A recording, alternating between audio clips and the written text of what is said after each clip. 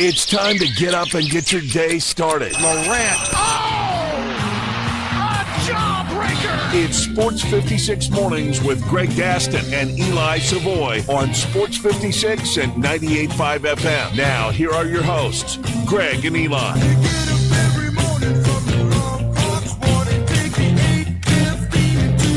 Good morning, everybody. Welcome into Sports 56 Mornings on this Thursday, March 26th, 2026. Greg Gaston, Eli Savoy, Jay Ham with you, broadcasting live and local as we do every day, every show. We're in the Family Leisure Studios. Family Leisure, where family and fun come together. The floor model spa sale continues, but I'm told not much longer. Family Leisure, 2120 Whitten Road, just north of I-40. Weather today, it's already 61 degrees.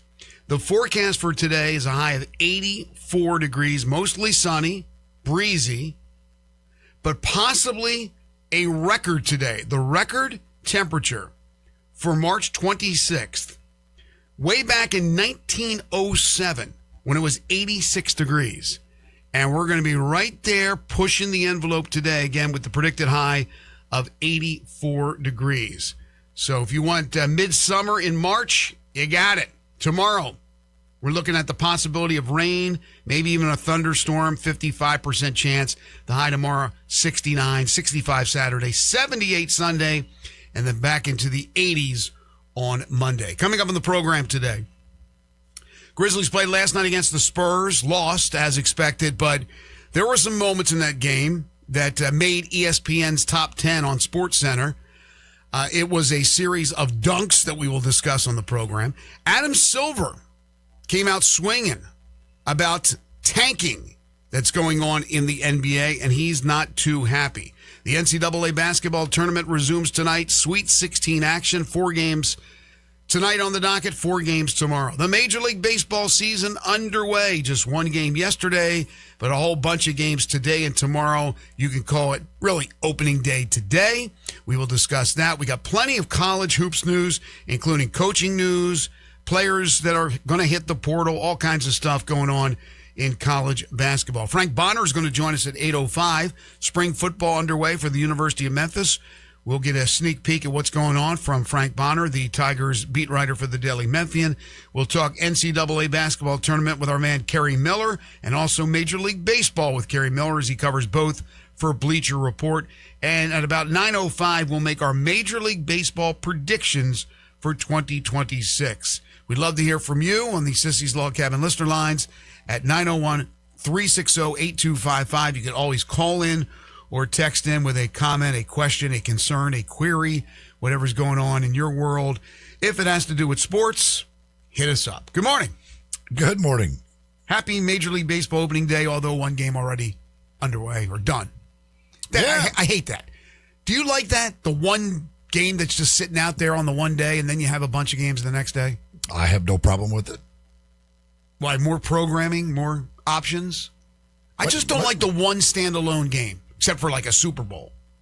I mean, the NFL does it every year with their opening. And I hate it. Opener, like who cares? It's 1 game. Like it's. Although opening day in Major League Baseball, I mean, in the NFL, it's different. It's not the tradition of opening day in Major League Baseball. For how many years was the opening game Cincinnati?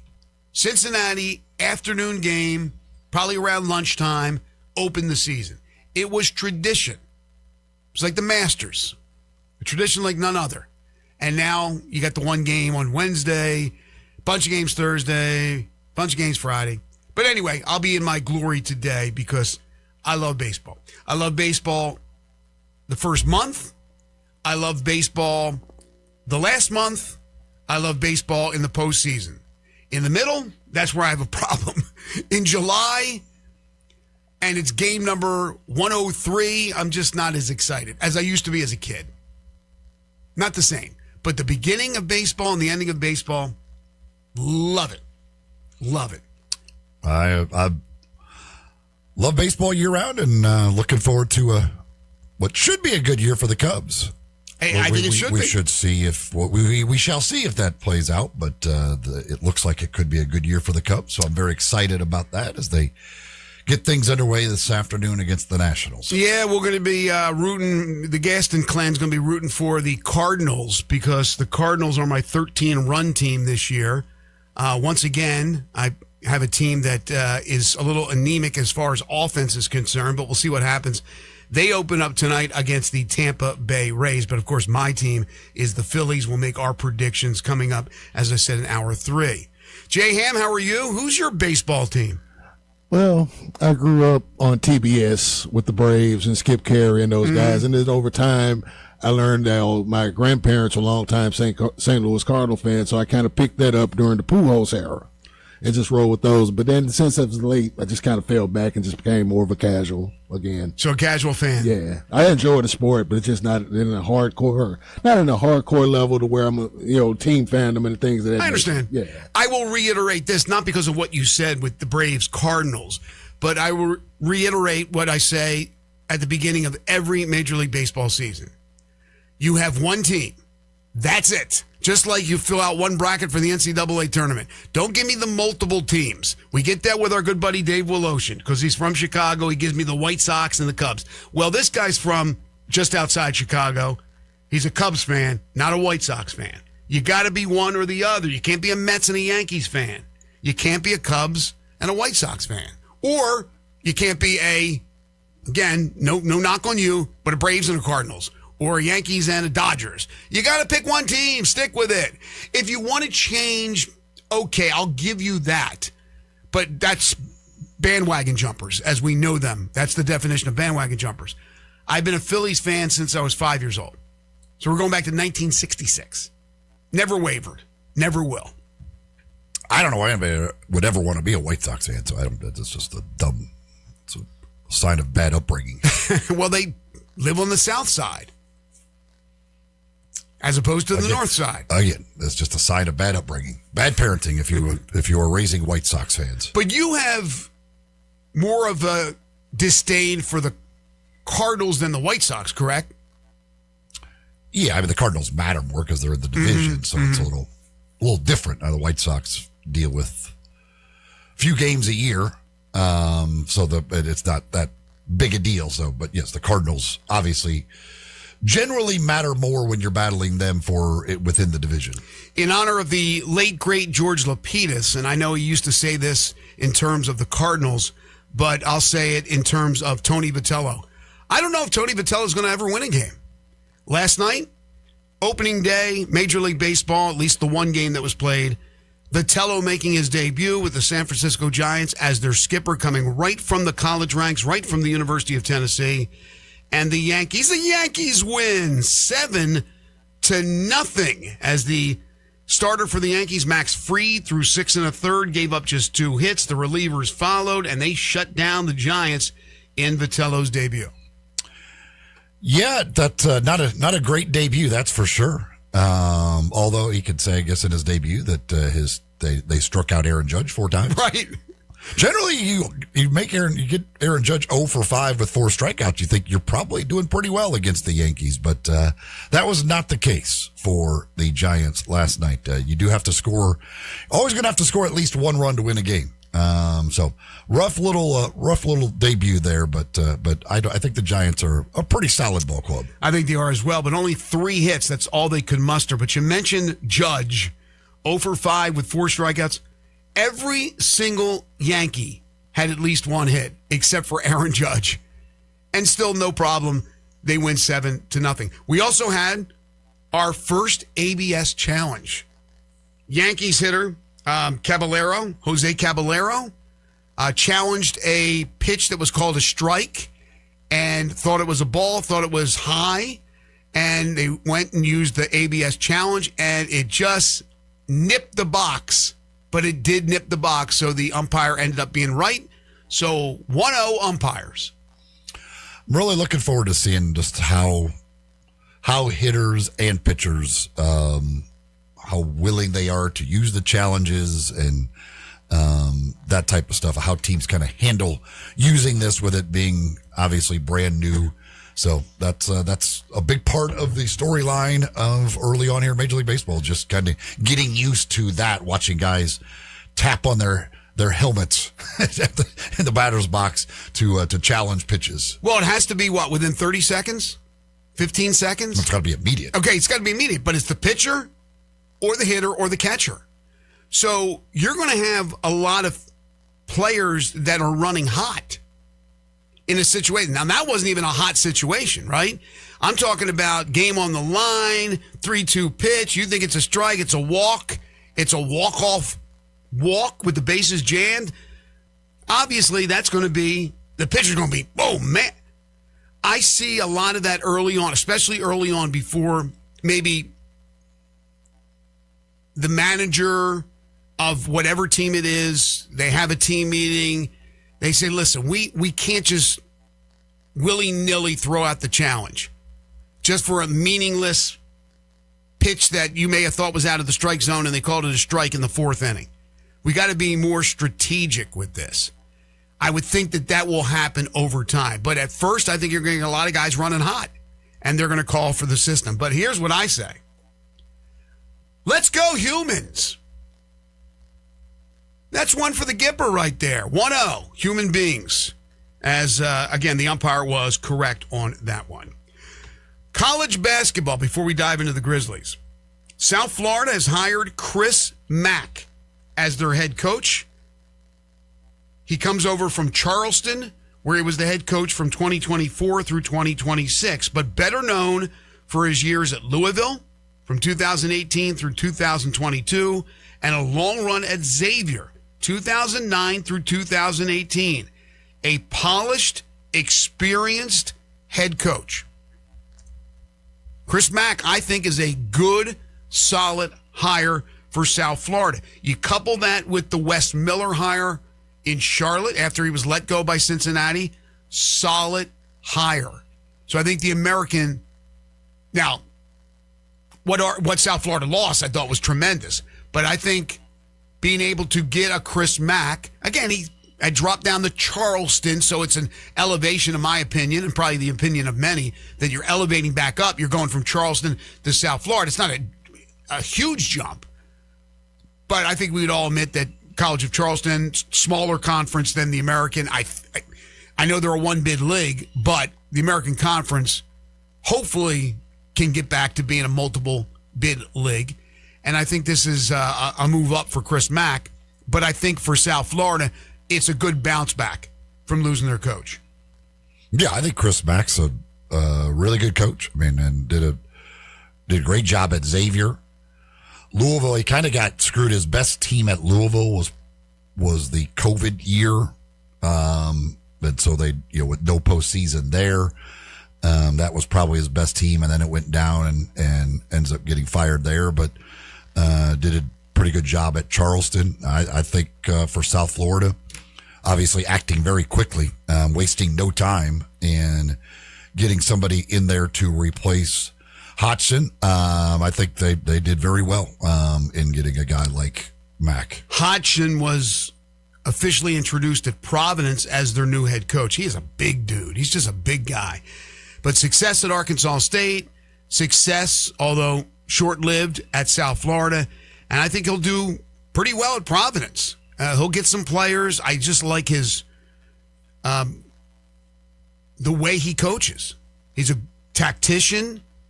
He demands excellence, and I think Hodgson will do a good job. But yeah, I like to hire. I really do. I like to hire Chris Mack. And of course, local people on social media losing their minds again because they're looking at Memphis and the sense of urgency. And although who knows where they are with things behind closed doors, as we talked about yesterday with Parthu Pajai from the Daily Memphian, but there has not been any type of an announcement of any staff hire, including the general manager. Whereas South Florida loses a coach and within a couple of days has their new head coach in place. It was a quick move for South Florida because it has to be. With the portal opening up on April 7th, it's a 2-week portal. You have to be ready to rock and roll and know which direction you're going in. Yeah, there's no time to waste it. Obviously, I would assume the AD at South Florida knew there was a pretty good chance they were going to be losing Hodgson, and so they were prepared and had who knew his candidates were going to be, and wasted no time in going and getting the guy that he wanted in Mac. So good on them to do that. But yeah, I don't like the University of Memphis again. Ed Scott said the GM thought the GM would be hired in 7 to 10 days. Well, we're day 9. Still a chance. So we'll see. Maybe news today. They are still within that window. We'll see. I don't know. But one of the things he talked about with Penny is they need to make decisions quicker. These types of things have to be done. So let's see if there is actual progress in that area. According to a story that was out there yesterday on social media, nothing again is official. Nobody's officially in the portal yet, but Ron Brumbaugh, as expected, according to the story, will be hitting the portal. The Tulane stud who absolutely destroyed Memphis, just single-handedly look at his Memphis stats, that should help him land a big deal with somebody, and I would imagine it's going to be a power conference school. But I'm telling you, if I'm Memphis, I go full throttle after that guy. I don't think they will, but I would go full throttle after. If you can't beat him, join him.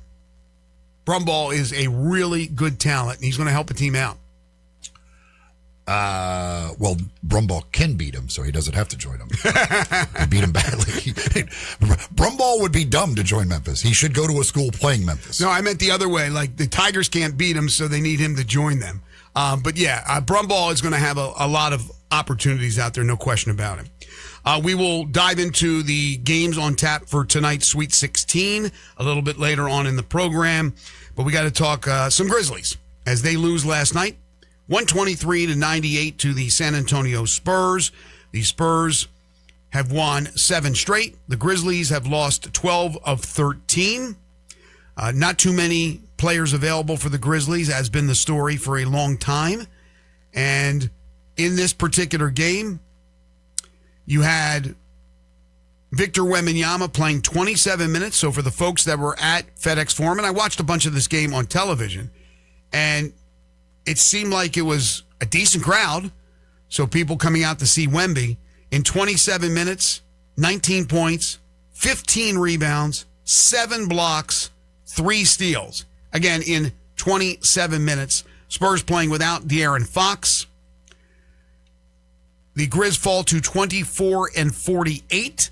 So 10 games remaining, and that includes 5 more on the current 6-game homestand, with the Rockets coming in next tomorrow, so the Grizzlies can take their next beating via the Houston Rockets. But in this particular game, the highlights were the dunks, and they made ESPN's top 10 plays a series of dunks that we saw in that game.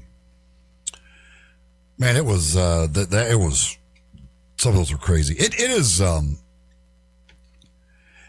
Wembanyama, and I get part of it was the Grizzlies not having anybody, like they're all, they don't even have a big guy out there. And I want to salute Taylor Hendricks.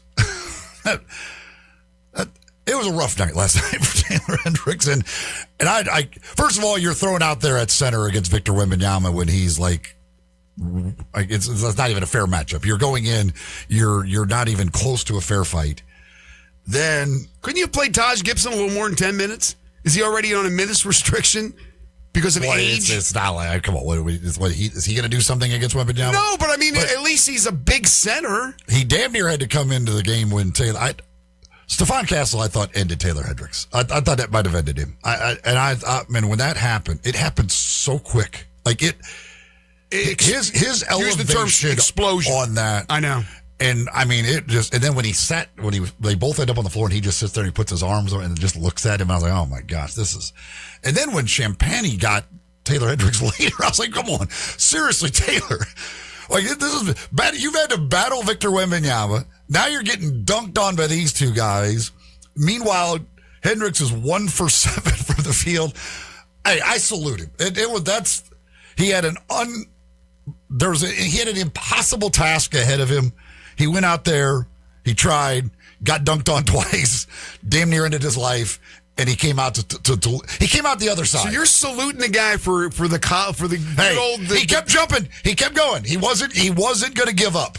He was a minus 33 in 28 minutes. He didn't give up. I'll just give him the silver lining. It happened to Patrick Ewing a whole lot. It's Happened to Alonzo Mourning a whole lot. They blocked a lot of shots too. That kind of comes with the territory, but it's just what it is. as Gigi talked about afterwards. He with the Wembanyama back and forth, which it got so loud in there last night when that series happened. The funny thing was, like, the Wembanyama one was louder than the Gigi one on him. Like, when Gigi did it like the place exploded because it was like, oh my gosh. And then when Wembanyama got him at the other end, the whole, like, now there were a lot of Spurs fans there. There were a lot of Spurs fans there. I don't know. They've been multiplying, apparently. By the way, to your point, I would love Taylor Hendricks to be a facsimile of Patrick Ewing or any of those guys Absolutely. you mentioned. That's why I tried to go. Let's give him some silver lining with this one. Unfortunately, he's not. But yeah, you mentioned Wemby with the dunk on Gigi. Gigi had the dunk on Wemby. And again, Gigi Jackson has done some good things. He is one guy who has really taken advantage of this injury-plagued season to showcase what he can do. We knew what he could do offensively. He's certainly reaffirming that. 20 points, 7 of 15 from the field, hit 3 threes, but he also had 7 rebounds. He's starting to play better defensively. Gigi has got himself at least, I think, the opportunity somewhere if the Grizzlies decide to trade him, but maybe he has won over the front office where now he becomes a rotation player for the future. So that's a positive that's come out of all this crap. Other than that, it's a joke. I mean, you're just watching them. It's embarrassing. And there's not much that Isolo can do. Just put a lineup out there, play nobody over 30 minutes, basically, although Small and Gigi did get 30 minutes exactly. Cam Spencer got 30 off the bench. Nobody's getting more than that. And then pick up your losses. I mean, it's a tough first full year for Isolo with the Grizzlies at 24-48. Lose 2 out of every 3. There were a couple times like it's still jarring at times to see Victor Wembanyama and just how not just tall, but just like those arms. Like, it's like he just goes on he blocked the shot last night. One of the many blocks. And I thought he was going to get the triple-double with blocks too, but like there was one early in the game, he got Gigi where he made it look way too simple. Like, he just like grabbed the ball out of the air. Like, that's like a 6'9" guy going up for a shot, and you just come over, you're just kind of like, I'm just going to grab that out of the air. Get out of my way, little child. But there was one, and I don't remember who it was. He blocked a shot that was like above the square on the backboard. It's halfway up the backboard. And he made it look so simple. Like, there was no effort at all for him to just go, and he doesn't swat him out of bounds. Like, he just goes up and grabs it. Like, he doesn't do it. Like, and that's what it's like jarring, because you're like, what? He just goes up and he just kind of like grabs the ball, and you're like, it's like a Nerf ball. What in the world this is not fair what this guy's doing. Well, you got to look at the evolution of the big man. And J-Ham knows all about that. You go back in time to a George Mikan who could move pretty decent. Then you got the Dipper. I mean, Wilt Chamberlain but Wilt Chamberlain's not stepping outside. Of course, there was no three-point shot, but he wasn't an outside shooter, did not have the handles. Then you go into guys like, remember the sticks like Sean Bradley and Manute Bol. Manute started to shoot the 3, but a skinny guy, and you looked at him like, his leg's going to break. You look at Victor Wembanyama and you go, oh my God, he's as tall as any of those guys that have ever played, moves like a gazelle, has ball handling skills like a point guard, shoots the 3, rebounds like you said, Eli, one-handed, blocks shots, never seems to be off balance. He's the freak of all freaks, in my opinion.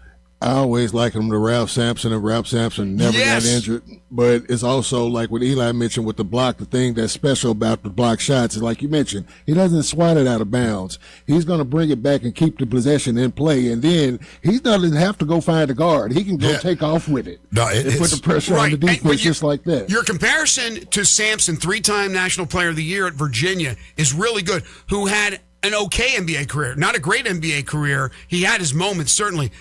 He could shoot, again, an outside shot, but he could not handle the ball like Wembanyama. Yeah, the skill level is like 2.0, 3.0 when it Exactly. comes in there. It's like he's Ralph Sampson without the injuries and an enhanced skill level, which, like you mentioned, Ralph was very skilled for a 7'4" guy. Right, and you look at guys like Daddy Sabonis and Bill Walton, the way they could pass. Yeah. Wembanyama's he's not a great passer. He's not Jokic, but he is a good passer.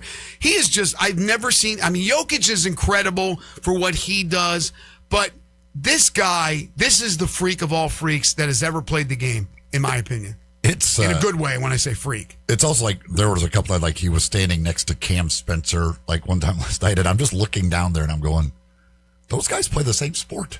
Like that doesn't look right. Like they shouldn't be playing the same sport. Like he looks like he's twice the size of Cam Spencer. Like it just like it's just bizarre when you see him standing next to some of the shorter guys on the court, and you're just like, that shouldn't happen like that. How does that guy do anything against that guy? Well, did you see the photo, guys, of the Iowa-Florida game with the Iowa point guard and the 7'9" Florida guy who doesn't play?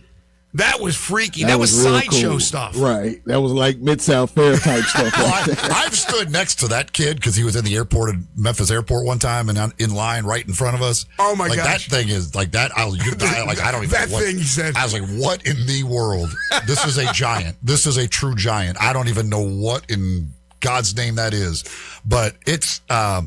It is like it's just and it's amazing to see how many Spurs fans were there and Wembanyama jerseys everywhere.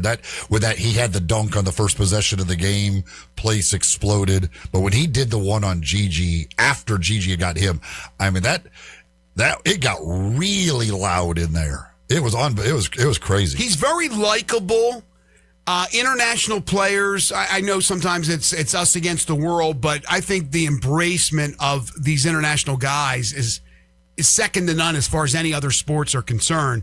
We have, of course, baseball certainly has had international players for a long, long time. But with basketball, they're stars. They're the best players in the league. We talked about this the other day. They're the top 5 players. And I think fans are really gravitating towards Wembanyama. I want to salute Tyler Burton for blocking a shot on the jumper where they called the foul. And I was when they challenged, I was like, there's no way Tyler Burton could have blocked that clean. That ball's 20 feet in the air, it seems like, if he's shooting it. But kudos to Tyler Burton for that being a clean block and for Thomas Isolo for the challenge to win it. But that's one of the other things I really like about Wembanyama, and maybe he's not been in the league long enough yet, is he's not one of these guys that throws the arms up every time he misses a shot and acts like he got fouled. Like he doesn't talk to the officials a whole lot at all. Like he just plays. And in the NBA, literally everybody in the league, when they miss a shot, acts like they got fouled. There's once in a while he'll say something to an official, but generally he does not do anything towards the officials. You think we can get to year 5 and he can still maintain Well, that? that's what I'm saying. He probably just hasn't been in the league long enough. He'll figure out how to flop more and everything else, which is scary because then he might shoot 30 free throws a game. I don't know. But like he does not complain. He just goes out and plays. Because that was Tim Duncan at Wake Forest, but then when we got Tim Duncan in the NBA, it was a whole nother ball game after a couple Tim Duncan championships. still has not committed a foul in the NBA in his NBA career. We needed to take a break. I still get back to the discussions we've had about face of the NBA. Can it be an international player? I mean, if it's going to be anybody, it'll be Victor Wembanyama. I still have a hard time believing that the face can be the international player, but he is doing everything he can to be absolutely beloved and treasured by fans here in this country. I think he's doing an excellent job at that. And the Spurs, they're back, baby.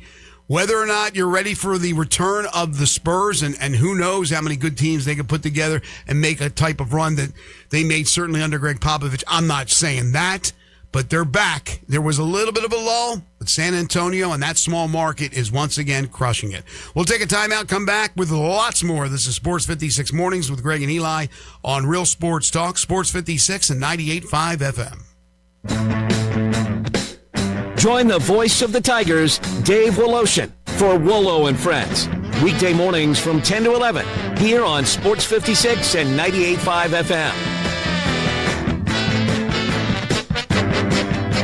Looking for sports in all the wrong places? Try the Owner's Box Sports Bar and Grill in Lakeland's Town Square. Fun, exciting, friendly, and comfortable with wall-to-wall TVs. 24 taps for all your beers, including $3 domestic and $5 craft pints on Mondays. Monday through Friday, 3 to 6 happy hour. Music bingo Tuesdays. Daily specials and online ordering. The Owner's Box Sports Bar and Grill in Lakeland's Town Square. Highway 70. Check Facebook for daily specials and weekend music at the Owner's Box. Tito's Handmade Vodka is America's favorite vodka for a reason. From the first legal distillery in Texas, Tito's is 6 times distilled till it's just right and naturally gluten-free, making it a high-quality spirit that mixes with just about anything. From the smoothest martinis to the best Bloody Marys, Tito's is known for giving back, teaming up with nonprofits to serve its communities and do good for dogs. Make your next cocktail with Tito's. Distilled and bottled by 5th Generation Incorporated, Austin, Texas. 40% alcohol by volume. Savor responsibly.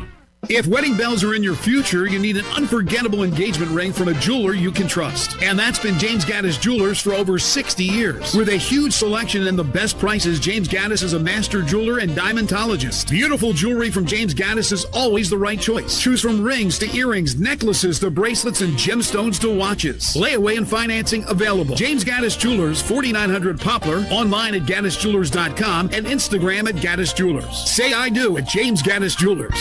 Guns, guns, and more guns. Over 700 firearms in stock. Home defense guns, old guns, new guns, used guns, big guns, little guns. Every gun you can think of, Classic Arms has them. All brands like Glock, Sig, Colt, Ruger, Smith & Wesson, Browning, Beretta, Benelli, Remington, Winchester, and more. Guaranteed lowest prices in town. Only gun importer in the Mid-South. Free gun inspections and appraisals and free bore sighting for the upcoming deer season. Shop online at ClassicArmsOfMemphis.com or visit Classic Arms at 1740 Germantown Parkway behind Corky's Barbecue in Cordova. I'm Gary York. I'm the service director at Lexus in Memphis. Our service department wants to be more than just a place where you get your oil changed. We do glass repair, windshield replacement, recalibration of your camera and sonar systems, even wheel repair, tire replacement, all the things you would expect from a luxury automotive dealer. Please check out our website. You can schedule your appointment, check out our specials, hours of operation, or if you'd like to do it in person, please reach out to one of our associates at 901-271-5199. Sports 56 traffic. Good morning. Watching it build even more now on 385, especially this time of the morning coming inbound on Bill Morris Parkway, especially out of Collierville as that traffic gets heavier at times. Certain sections of the Midtown area as it picks up here on 240, especially coming past Lamar. Hey, don't let a slipping transmission make things worse on your car or truck. If you're having transmission problems, bring it to Amco Transmissions today with 2 area locations here in Memphis. I'm Commander Chuck with your on-time traffic.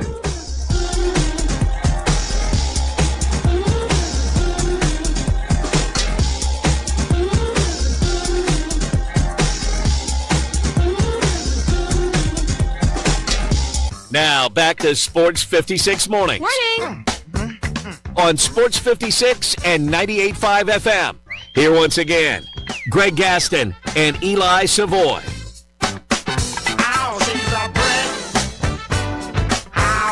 So with that loss, the Grizzlies, ladies and gentlemen, officially eliminated from any postseason play. They're out of it. They're done. I know it's sad. It's a sad day in Memphis, but officially last night, the Grizzlies eliminated from postseason play. All of the last night with the Warriors win and the Grizzlies loss, the Western Conference is officially set. Now, we already knew, but it is now official, the 10 teams that will be involved between the playoffs and the play-in, with the Pelicans, Grizzlies, Mavericks, Jazz, and Kings now all officially out. We had a couple of really good games last night. Who knows, maybe NBA previews. The Pistons and the Hawks in the East. Pistons had a chance. Jalen Duren on a follow, little jumper. Looked like it was going down. It did not. It stayed out. And the Hawks beat the Pistons in Detroit in overtime, 130-129. And then you had the other overtime game in the West in which the Timberwolves knocked off the Rockets 110-108. Again, who knows, maybe if things shake out, these teams could be facing each other in their respective conference playoffs. But good action last night in the NBA as far as those games are concerned. And then, I don't know. Well, the Timberwolves Rockets, that overtime period that is as bizarre as it gets. with the Rockets scoring the first 13 points of overtime, and then the Timberwolves scoring the last 15. It's a game to of come runs. back and win the game. I know. Apparently, this is a stat that was posted on Twitter. Teams in the last 29 seasons trailing by 10 or more in overtime were 0 and 180. Wow. But now 1 and 180 with what the Timberwolves did last night. And still the Timberwolves without Anthony Edwards. But they, speaking of big centers that have kind of changed the game a bit, how about Rudy Gobert, another Frenchman, 14 points, 14 rebounds. Naz Reid off the bench had 14 points, 13 rebounds. Of course, Kevin Durant, the stud for the Rockets, is older, wiser, and still as good. 30 points. He will be in town with the Rockets again tomorrow night to take on the Grizzlies over at FedEx Forum. But I don't know. There was something in the water last night because you had the scoring that we saw. The 76ers scored 157 points in a regulation game. The Chicago Bulls scored 137 and lost to the Sixers. 157 to 137. Hopefully you had an over ticket in that one. Lakers scored 137 and 130 win over the Pacers. You had the Nuggets beating the Mavericks 142 to 135. You had the Wizards putting up 133 in a 133-110 win over the Jazz. I don't tell you how bad the Jazz are or how good they are in tanking. The Wizards beat them on their home court by 23. Trailblazers scored 130 freaking points. Mentioned that Hawks-Pistons game at 130 to 129, and the Grizzlies scored 98. The Utah Jazz. This is their starting lineup last night. Cody Williams. Okay, at least it was a high draft pick. John Conchar. Elijah Harkless. Ace Bailey. Good. High draft pick. Good. And Bez Mbang. Off the bench, they brought Blake Hinson, Oscar Tshiebwe, and Kennedy Chandler. Great college lineup right there. That's the 8 guys they played last night in an NBA game. Against the Wizards, whose lineup was Leaky Black, Julian Reese, Bub Carrington and Bilal Coulibaly, okay, Will Riley, Anthony Gill, Sharif Cooper, Jameer Watkins, and Jaden Hardy. Both of those teams could be a 2 seed or a 3 seed, and either one of these reasons that's remaining. You know? I mean, just think, like you actually paid good money to go to an NBA game. That's the players you watched. I mean, some of those guys you mentioned, I didn't even know were in the league. I mean, those guys are in the league, and Cam Thomas is looking for a job after he was just released by the Bucks. By the way, you mentioned Kennedy Chandler, the Memphian, 34 minutes, 14 points, 6 of 14 from the field, just 1 of 6 from 3, 1 of 6 from the free throw line. How does that happen? 8 assists, only 2 turns for Kennedy Chandler on a 10-day currently with the Utah Jazz.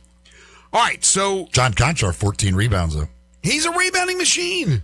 I wanted to give some props to Angel Reese's brother, Julian.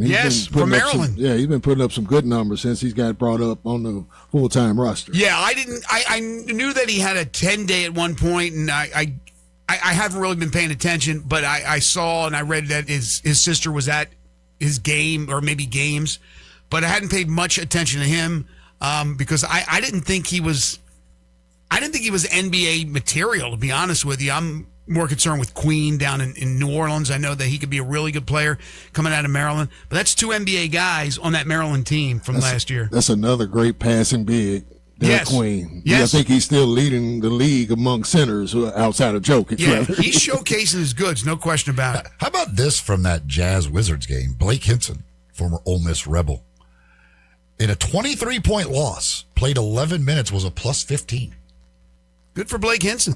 That's hard to do. It's hard to find a patch of a game of 11 minutes when you lose by 23 points that you could outscore the opponent by 15 points. I mean, you see some of these guys, though, that have their opportunity, and then I look at a guy like friend of the show, Kendrick Davis, and I know he's not a tall guy.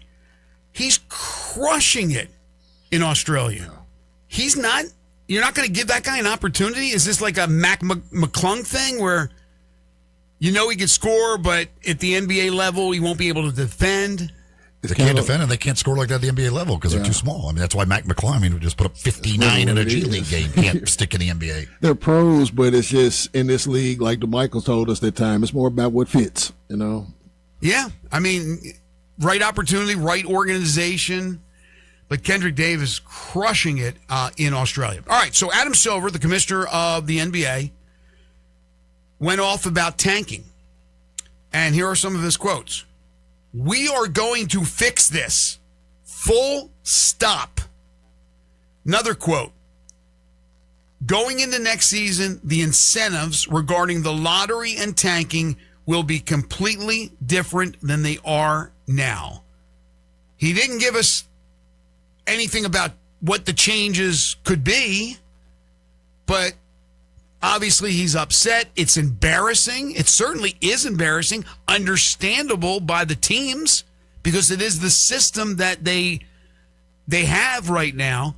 So my question to you guys is, what can they do? Talk is cheap. What does Silver have up his sleeve? Until he reveals it, you just said it, talk is cheap. I don't think there's anything you can do because it's too long of a season for one to not do that. When you have teams that are just going to pretty much start over and just take out, put themselves in best position to get the best amount or the highest number of ping pong balls just for the draft lottery show to get themselves a chance to rebuild. And unfortunately, it's always those same teams that's repeating that cycle. A lot of them are. But it's like 3 months of tanking. Yeah. It's not like 3 weeks. It's like 3 months of this stuff going on. To Michael Cole, who was on with us yesterday, he made a good point. He tweeted out, so they're going to bring in eventually Vegas and Seattle. And so now instead of 10 teams tanking, there'll be 12 total teams tanking. All right. And he did say, like, they're going to announce, and they don't, as he said, they haven't decided yet what they're going to do, but they are going to announce it. He said before the draft and free agency this year, because he said they want teams to go into this year's stuff knowing what the future will be. I don't think there's any doubt that one of the things that they are going to do is they're going to lock in the records earlier in the season. Whether it's the All-Star break or whatever, that's when the records then are going to be what dictates the lottery for the next year. And I'm sure maybe they'll flatten the odds a little bit more for the lottery, whatever. But I don't think there's any doubt that the one thing they will do is it's somewhere earlier in the season or whatever is going to dictate your record so that these teams down the stretch won't matter. Wait a minute. So there'll be a point in the season where they kind of cut it off and they go, all right, you finished dead last with the worst record, and now you'll have the number one pick or you'll have the best chance in the draft lottery. Or the best chance in the lottery. Okay. So then the rest of the games, you just don't play your guys. You're not tanking for anything. You just don't play them because you're worried about injuries. Well, no, I mean, they're not going to, you can't just not play the guy. Again. Really? Isn't that what the Grizzlies did with Ja? Well, I mean, if he had John's hurt. He's not hurt. He's not hurt. If he had another procedure and injection on his elbow, Greg, he's hurt. He's hurt. Like, he just is. Like, it's just bottom line. He's hurt. Like, the guys aren't just taking PRP injections for the hell of it. Like, they're just not. Dude, I did that with my shoulder. I know what it is. I know exactly what it is. I went out there. Did you do it for the hell of it? You banged your shoulder on the rim? It doesn't matter how it happened. Did you do it for the hell of it? Was your shoulder healthy and you just said, you know what, I'm going to do this? No, it hurt. I went out and I started playing golf right after. He's hurt. Dude, the guy's been hurt since January 15th or something like that. January 20th. You're telling me that 4 months he's had a sprain. If you think every one of these players. That's January to March, 4 months. 4 months? 2 months. That's 2 months. No, I'm going past when the season ends. I mean, it's basically January, February, March, into April. The season goes. He's not playing one game. Add it up. It's 3 months. 3 months, whatever. 3 months with that. 3 months. I'm 60-something years old. I did. But there's no blood around. I know what it is. There is no reason for him to play hurt. He's not. The reason why he wasn't playing was because they didn't want him to play. But forget about Ja. If you think every single player that's not playing is because of but that's the point. Right now they're tanking because they're still working on getting a bad record. If the record doesn't matter because it's already set, then you don't have a reason to sit these guys out. Yes, you do. Because you don't. Because you know you're not going anywhere. You know your team's not going anywhere, and you don't want the player to go out there and get hurt. Now you're paranoid because of the money you're paying these guys that you don't want them to play in a meaningless March 25th game and get hurt. So you're looking at it just from the preservation standpoint. Yes. Well, they could. That's why play them at all. Just let them sit 82 That's games. what's happening in the NBA. That's why the NBA right now, at this point, with what's going on, stinks. No, but the reason is right now teams want to lose games because their record matters for the lottery. If you eliminate that, then it doesn't matter what you do the last 2 months of the season because you've already been set. Yes, then there's a reason to play those guys. No, there's still the preservation, as J-Ham just pointed out. There's still, we don't want to play. Those guys want to play. Giannis wants to play. I don't know if every single one of these guys want to play. I don't know if they want to push through injury. I mean, there was somebody yesterday I was listening to. They were talking about, and again, I sound like the get off my lawn guy, but going back, you had guys that had wraps and wraps and wraps around their knees, and they were out there playing. They're laboring out there on the floor. They're playing through pain. That's what it is, man. They're playing through pain. I mean, again, I can't make the cross. I can do everything else, but I can't make the cross-court pass. Well, then don't make the cross-court pass. Just play.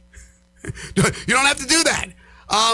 But again, there's other reasons, underlying reasons that everybody knows about him. So he's probably a bad example. But there are guys that I think that can certainly play, that they will put on the shelf for whatever reason. They'll come up with some cockamamie injury that we've heard. You know, how many times we laughed at the injuries we've read about with the Grizzlies. A team will do that's completely out of it to make sure they preserve their guys down the stretch. God forbid they get hurt. On a percentage basis, how much do you feel personally is on the team versus how much is on the player in that scenario? In particular with Ja. I think a lot of players want to play. Right. I think Ja is a whole politics thing. He's not going to be part of the future. He knows he's not going to be a part of the future. Really believe that he doesn't want to play? Ja? That he just is sitting out and does not want to play. No, I think it's more that the organization doesn't want to play him. A clash of an organization. Yeah, I think the organization doesn't want to play him. That's why I'm saying he's saying all the right things. You know, I can't do this. And believe me, if this was a playoff push, Ja Morant would be playing. There is no question in my mind Ja Morant would be playing. But again, and he might be, because during a playoff push, you might play through an injury. When there's no reason to play through an injury, you're not going to go out there with the ability. That's my point. With the possibility you could tear your UCL and need Tommy John surgery. But that's my point with everybody. They'll still use that. Again, don't use Ja as an example only. Other players that are really meaningful players in the organization down the stretch in March and April, when the games are meaningless, even though they already have their spot in the draft lottery, why play a couple of these guys? I mean, these guys it's a long season. They might be, the bumps and the bruises and the pains and the aches from a long season. They might say, yeah, I'm good. I'm good. I don't need to play these last 5 games. I'm not saying there's a lot of competition. There's a lot of players that want to play all the time. Last few games, that's fine. It's not 2 months of it. That's the point. That's what they're trying to eliminate. Well, we'll see. I guarantee you load management has been a part of the game. It will continue to be a part of the game. You agree? Completely agree. Yes. As far as load management. It's not about getting rid of that. It's it's trying to get, instead of having 2 months of tanking, you will get guys to play. Well, it started with Silver saying that he didn't want and this is several years ago, the best players on national TV missing those games.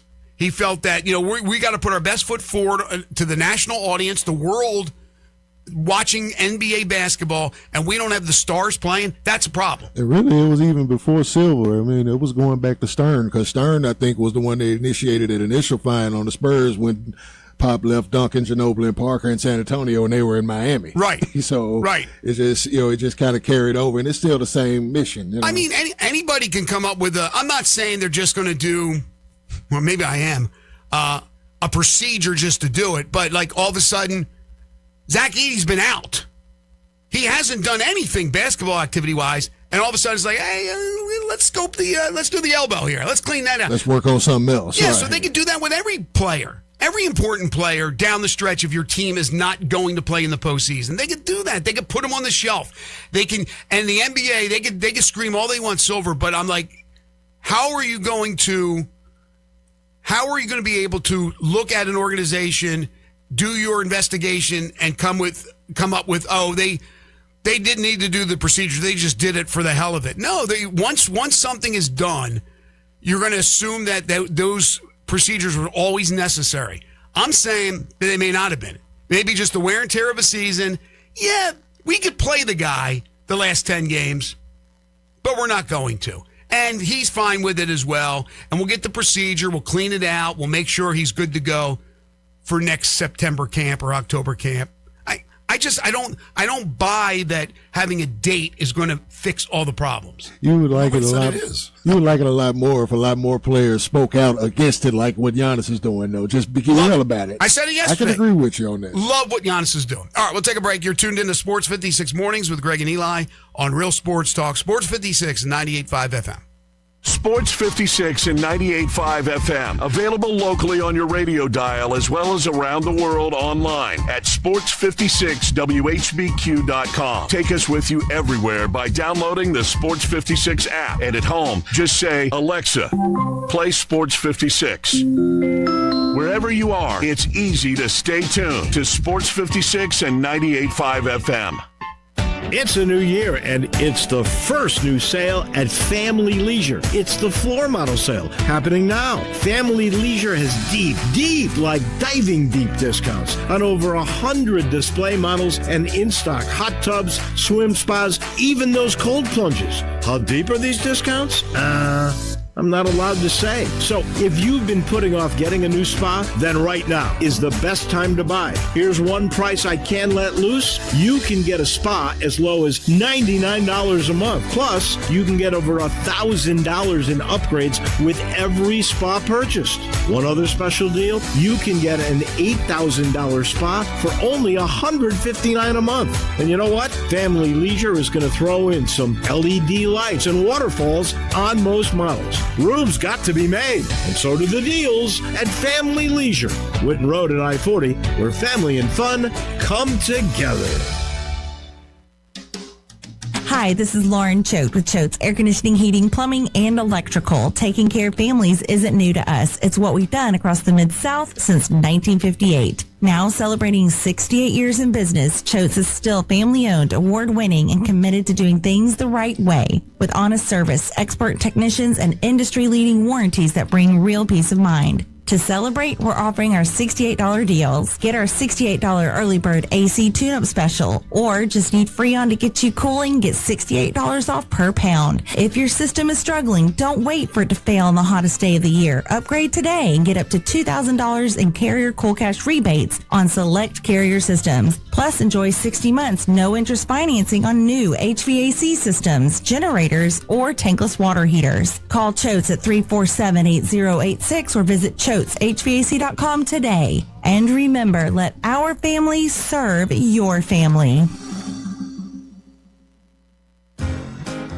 Hi, fellas. Bill Russell at Russell Brothers Fine Jewelers. Christmas and Valentine's Day have come and gone, but you know that at some point you'll need to make your favorite lady happy on her anniversary or her birthday, or just because you want her to know how special and important she is. At Russell Brothers, we've been helping gentlemen for over 5 decades do just that. When a gift-giving occasion arises, we're here to help you. Magnificent diamond rings, beautiful necklaces, shimmering gemstone bracelets. So much to choose from, and the possibilities are endless. At Russell Brothers, you can always know that if you surprise her and she'd rather have something else, we're happy to exchange or refund your money within 30 days. Beauty, value, quality, and service are the things that set Russell Brothers apart from other jewelers.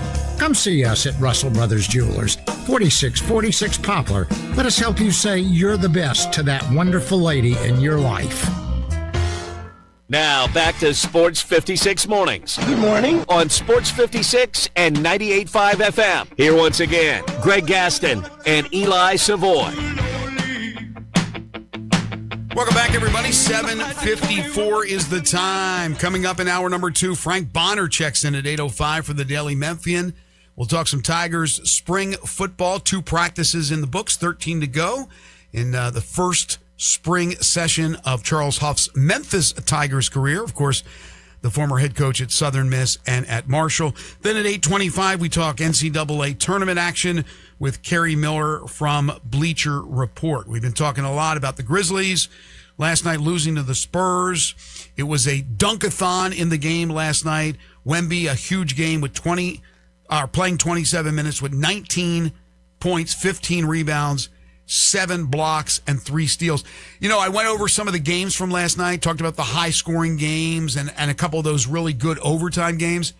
This is how nonchalant this has become with Nikola Jokic, that I didn't even bring up the fact that he put up a triple-double of 23 points, 21 rebounds, and 19 assists. And his two guard had 53. And yeah, Murray had 53, who goes over 50 for the second time this year. I think they said there's been 16 players that have gone over 50 this year, something like that. But again, Jokic, we take him for granted. Now, do I think he's the MVP this year? I do not. And I know he's missed some time, but certainly I wouldn't argue if he was. I don't think he'll win it. I think it's SGA or Wemby. I think Wemby has a great chance. And what Wemby said yesterday was right on. Or the other day, but we talked about it yesterday. He was right on. Some people would have a problem with him stating why he should be the MVP, but I thought it was excellent what he did. But again, Jokic, who has had a 20-20-20 triple-double in his career, nearly had another one. And again, it's like, ho-hum. It's Nikola Jokic. So what? 23 points, 21 rebounds, 19 assists. I got a text here on the Sissies log camp in the listener line. Says at some point, the players have to be brought into this whole situation. It's up to them to want to play and not want to sit out. Say this about LeBron. He plays, doesn't sit out, or take some silly injury as an excuse. At what point do they have to show up for work and earn their salary? Again, players generally want to play. There's not a bunch of players like asking to sit out. This is organizational stuff. But players who have any type of impact, and LeBron certainly does, they usually tell the organization what they're going to do. Well, I like that he used LeBron in this example only because the actual term of load management was really originated for LeBron. Oh, was it really? Yeah. But LeBron does play. Right. He's the ultra competitor out there. But again, if they tried to shut down LeBron and he's healthy or healthy enough, LeBron's going to tell him, no, I'm playing. And LeBron would play. Now, it's interesting because Giannis is a powerful figure as well, but apparently not as powerful as we think because there's the impasse going on between the Bucks and him. And that's why the Players Association has gotten involved. I mean, there's not too many guys bigger than Giannis, and you would think Giannis could say, no, pencil me in the lineup. I'm playing. It's just like baseball. You hear that all the time about the guy, he took one on the shins or took one on the elbow, and he's hurting a little bit. Well, instead of them going, all right, we'll reevaluate in 2 to 4 weeks or whatever, it's like, okay, can you swing the bat? You all right? And the guy will say, Mike Trout, yeah, I'm ready to go. Pencil me in the lineup. I mean, if the guy's hurt, he's hurt. Right. Giannis is not going to pull a Roger Dorn. You know, Roger Dorn was a major league. Any little kickback, he's out of there. Get hit by the pitch, get out of the game. But, so I don't think I would use Mike Trout as the example of guys that play all the time. Like he's missed most of his career. No, he's had legitimate injuries. He was out. But what I'm saying, when he's been hobbled by whatever it is, and this is earlier in his career, he tried to play. Whatever example of a guy that he doesn't have a torn labrum or something like that. I mean, the guy is just hurting. He took one on the elbow. He took a pitch on the elbow. He doesn't have a busted up elbow or whatever. That person, usually the manager will go, can you go today? And he'll say, I'm going to pencil me in the lineup. That's just really like when it comes to like with Kawhi. If Kawhi feels good that day, he'll play. Yeah, if he doesn't, and he tells them. He'll let them know what it is. And I think that's the way it should be, because the players, nobody knows their body better than the players themselves. But with the Grizzlies organization, I mean, it seems like since day one, we've had problems, especially in the media, trying to dissect what they're doing from a health standpoint. I don't get some of these things sometimes that they say in the status reports and what we hear when they actually do speak. I don't know. But yeah, I think a player should make a if a player can play, the player should try to play, and I think most of them do. And if they're told they can't, that's a problem. Because now it's been exposed, if it hadn't been already secretly behind closed doors, by Giannis. Because the Players Association is going to have the back of the players. That's what they do. They protect and back the players.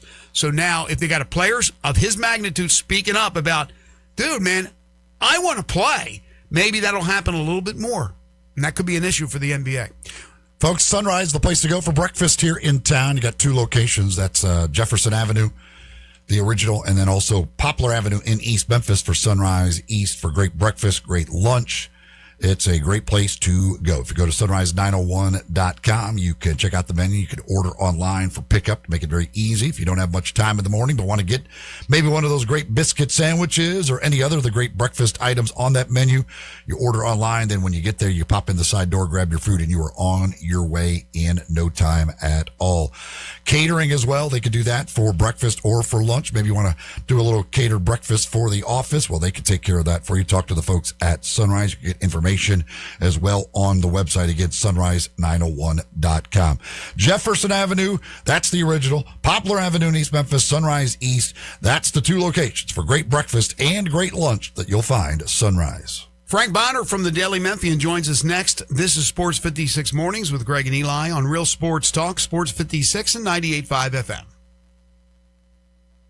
You have opinions? I think it's over. Of course you do. I don't think it's that simple. Everyone does. I got all the answers. Hit us up on the Sissy's Log Cabin listener line at 360-8255. Since 1948, in the alley, the Rendezvous. I'm with John Burgos. John, what's going on in the Rendezvous? Brett, after 76 years, we've decided to expand our product line. Anyone who's tasted our ribs is familiar with our vinegar base. It's now available in a 32-ounce jar. It's so good to base or marinate all meats. I even put a little bit on turnip greens. Something we've been using at the restaurant or at our house has been the Greek seasoning. My father was a cook, but my mother was a chef, and she was the one that put Greek seasoning on everything from a Mediterranean diet or a steak. My mom used it on soup, salad, veggies, fish, any meats. It's a great seasoning and a flavor enhancer. My brother Nick figured out salt and pepper was more than just McCormick's and Morton's. He's come up with the perfect blend we use to coat our shoulders and our brisket, and he used to make it for his friends as Christmas gifts, and they loved it. All these products are available at the Rendezvous or online for shipping as gifts and in many grocery stores. And if they're not in your favorite grocery store, ask your grocer to stock it. A beloved family affair and still going strong since 1948, the Rendezvous. Rick's Powder Coating for a beautiful finish every time. Rick's Powder Coating specializes in automotive, ornamental, residential, and industrial coating.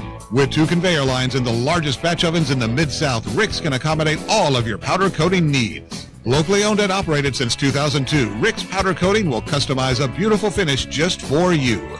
Drop by or call to see how Rick's Powder Coating can bring color to your life. 901-367-2771 or rickspowdercoating.com. Mercedes-Benz Van Center Memphis has serious vans for serious work. At 4430 American Way, they are the Mid-South source for cargo, passenger, crew vans, and custom chassis. Need one or a full fleet? New or used, they've got it. With fleet solutions and custom upfits. Certified techs keep you moving with fast maintenance, repairs, and a large parts inventory. Mercedes-Benz Van Center is your Sprinter Van headquarters. 901-237-9302 or sprintervans.com. Mercedes-Benz Van Center Memphis, part of the Tag Truck Center family. Driven to keep you on the road. The 2025 Range Rover Sport sits right at the heart of the Land Rover lineup, offering a perfect mix of style, performance, and versatility. Smaller and more agile than a full-size Range Rover, it's a great option for everyone who wants luxury and practicality. Every model comes with 8-speed automatic transmission and all-wheel drive standard. Whether you navigate city streets or tackle rough terrain, Range Rover Sport has you covered. Every drive is powerful and breathtaking. The 2025 Range Rover Sport is the epitome of sporting luxury. Test drive one at Jaguar Land Rover Bluff City. This traffic report brought to you by City Center Liquor just off Highway 70 in Lakeland. Local, friendly, and always fully stocked. For a 5% discount, tell them Sports 56 sent you. Sports 56 traffic. Good morning. A lot more volume over here in the last few minutes coming off that ramp from Bill Morris Parkway onto 240, especially here up by Mount Moriah. Inbound on Sam Cooper, that's gotten a little bit heavier, especially as you come off I-40 there on the Sam Cooper coming inbound. Across the Hernando de Soto Bridge, well, that's starting to get a little bit busier, especially in the eastbound lanes there on I-40 over from Crittenden County. Hey, bridal season is just around the corner. Shop local at Weimer's Jewelry. You always save money when you go there first at Weimer's Jewelry. Jewelry, 7525 Highway 64. I'm Commander Chuck with your on-time traffic.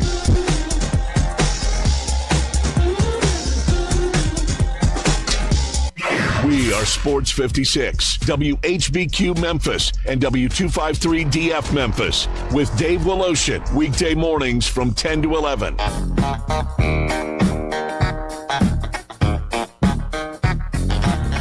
Now back to Sports 56 mornings on Sports 56 and 98.5 FM. This hour is brought to you by James Gaddis Jewelers. Don't you just love it? Here once again, Greg Gaston and Eli Savoy. Very superstitious. Writings on the wall. Welcome back, everyone. 8:05 the time. Hour number 2 here on Sports 56 mornings, the Thursday, March 26th, 2026 edition. Greg Gaston, Eli Savoy, Jay Ham with you. We're broadcasting live and local from the Family Leisure Studios. Family Leisure at 2120 Whitten Road, just north of I-40. Frank Bonner will join us in just a second to talk some Tigers spring football. Weather-wise today, it's going to be a warm one. 63 degrees currently. We're looking at a high of 84. Mostly sunny, breezy, and very warm. The highest temperature on record in Memphis for this date, you got to go back to 1907, 86 degrees. So we are going to be right up against it. Who knows? Maybe the forecasters will be wrong. It'll be a little bit warmer, and we'll set the old record today.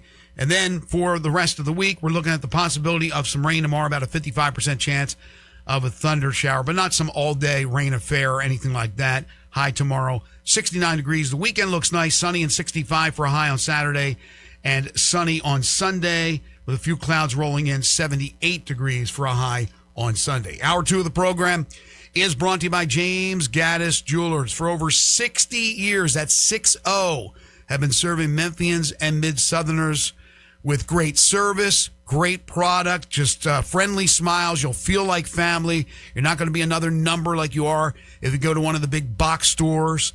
When it's time to pop the question, you're looking for that special diamond engagement ring, wedding ring, personally designed wedding sets. Make sure James Gaddis Jewelers is one of the jewelers that you look at for those beautiful natural earth diamonds and the lab-grown diamonds, which they have as well. Great value, great customer service, great reviews. Check them out. The staff is second to none. They'll also buy your gold, silver, and diamonds. Right now, gold is being bought at a record high. You can make a lot of money if you have a lot of gold, believe me. They also have watches from Bulova for the men. They have women's watches, of course, bracelets and necklaces and all types of pendants, one-of-a-kind estate and vintage jewelry. Absolutely spectacular variety. It's James Gaddis Jewelers, open Monday through Friday, 10 to 5, Saturday, 10 to 4, closed on Sunday. Your family's jeweler, James Gaddis Jewelers. Well, Memphis Tigers football spring practice is underway. So many questions, a lot of answers that we'll probably not get until they kick off the season. We'll find out in August, I'm sure, about a lot of the competition that's going on, but we certainly like to get a jump on that, and we certainly like to do so with the Tigers football beat writer for the Daily Memphian, our friend Frank Bonner, who you can follow on Twitter at Frank_Bonner2. Good morning, Frank. Good morning, Greg. How you doing? Doing great. So we got 2 spring practices underway for Charles Huff and the new staff and these new players. First of all, so far as availability and your ability to do your job, is it different than what the ship that Ryan Silverfield sailed on as far as accessibility for the media? Yeah, we see practice a little bit longer, so there, that's a positive. If you look at the availability schedule, Huff is going to be available a lot more in terms of how many times he's in front of the media. The coordinators you'll see less than the previous staff, and then I'm still learning on terms of how often how available the players will be and everything. Things are still early. But there are some differences for sure. So Huff seems like he wants to. The buck stops with him. He wants to be the final voice. Gives you a little chance early in spring to talk to the coordinators, but really it's going to be him when something has to be asked. He wants to be the one answering it. Yeah, and like I said, it's still early, so you're still trying to feel things out and see how things are going to go. But it seems like he's going to be a little more open to talk about the things that are happening in practice. Mm-hmm. Right? I mean, when I talked to him after practice on Monday, I mean, he gave some legitimate answers as to who he thought was doing well or whatever. I mean, he talked about Ian Foster, and he basically said that, as of right now, Ian Foster is, one of the best players on the team just as far as the consistency and so on. And then yesterday, he talked about Jordan Bell, and so he seems to be a bit more open. The last coaching staff was kind of closed off a little bit in terms of what was going on in practice. Mm-hmm. It's still early, so we will see, but my guess is that Huff is going to be a little bit more open in talking about those things. Again, it's still early and you don't get to watch a ton of the practice, but just the way he runs practices, anything like stand out to you about that? I was a little surprised to see, on day one, we weren't just seeing them out there stretching and like going through individual drills. They seem to be hitting the ground running on day one, which was kind of unexpected. I would say on that first day of practice. So I was over there with you when Coach Huff and then the coordinators were available the other day before practice number one, and I enjoyed listening to them all. They all seem to have great personalities. Kevin Decker is the new offensive coordinator. Young guy, fun guy. He's from New Hampshire. Well, he played at New Hampshire, but he talked about also being dialed in with Cramsey. That's his guy. And so a lot of things that he'll run are similar, but he likes to run things and run his offense wider to really showcase speed. And that was a big priority for Charles Huff when he put together this team. He talked about this at his opening introductory press conference, that speed's the most important thing. So what did you take out of Decker and what we can expect to see from this offense this upcoming season, although we don't know, again, all the particulars and the specifics about who will be playing and how much they'll be playing? Yeah, I mean, to your point, I mean, the main thing that he kind of talked about in terms of the differences with Cramsey is he said everything is going to be spread out wider. He said the offensive line between the tackles, he said, are going to be wider. The receivers are going to line out wider, more toward the boundary. So everything is just going to be more spread out than what you were used to seeing with Cramsey. And so that's number one. And then what I did like about what he said about playing fast, he brought up the fact that, when people say play fast, everybody thinks about tempo. And, he said that they'll be able to tempo with the best of them, but playing fast post-snap is just as important. And so just being able to allow the players to simplify things. And Cramsey's offense wasn't overly complicated either, right, for the players. And I do think that the level of responsibility he's going to put on his quarterbacks will be similar to what you see with what Cramsey did with Hennigan and even Lewis. So, yeah, I do think that we will see some similarities in style, but the main thing is just this offense is going to be way wider, it seems like. From the little bit that you've been able to see, have you been able to get much of an impression of the quarterbacks and how that battle may end up playing out over time? Not really yet, right? It's still early. You don't, you haven't seen a whole bunch of with that. I know Huff, when he was talking day two in practice, he seemed a little bit more. It seemed like he liked more what he saw in day two out of his quarterbacks than he did in day one. But only two practices in, you really don't know much on that front yet. It's going to be interesting because both highly regarded coming out of high school, both four-star prospects, and I'm talking about Marcus Stokes and Aaron Nolan. Stokes, after it didn't work out at Florida, goes to the small school in Division II and crushes it. So he's got a lot of playing time, although at a different level. Aaron Nolan is with South Carolina. He's behind guys, so he's not getting the playing time. Certainly a guy who has a lot of skills, but has not been able to really prove that on the field. So it's interesting, this dynamic of this competition, because it's going to basically come down to those two guys. I know there's a few other quarterbacks on the roster, but I wonder how they treat it, because you're not going to have this overwhelming game tape of Nolan. I mean, he played a little bit sparingly, but you do have it of Stokes, but it's at a different level. So how do you gauge that? Right, and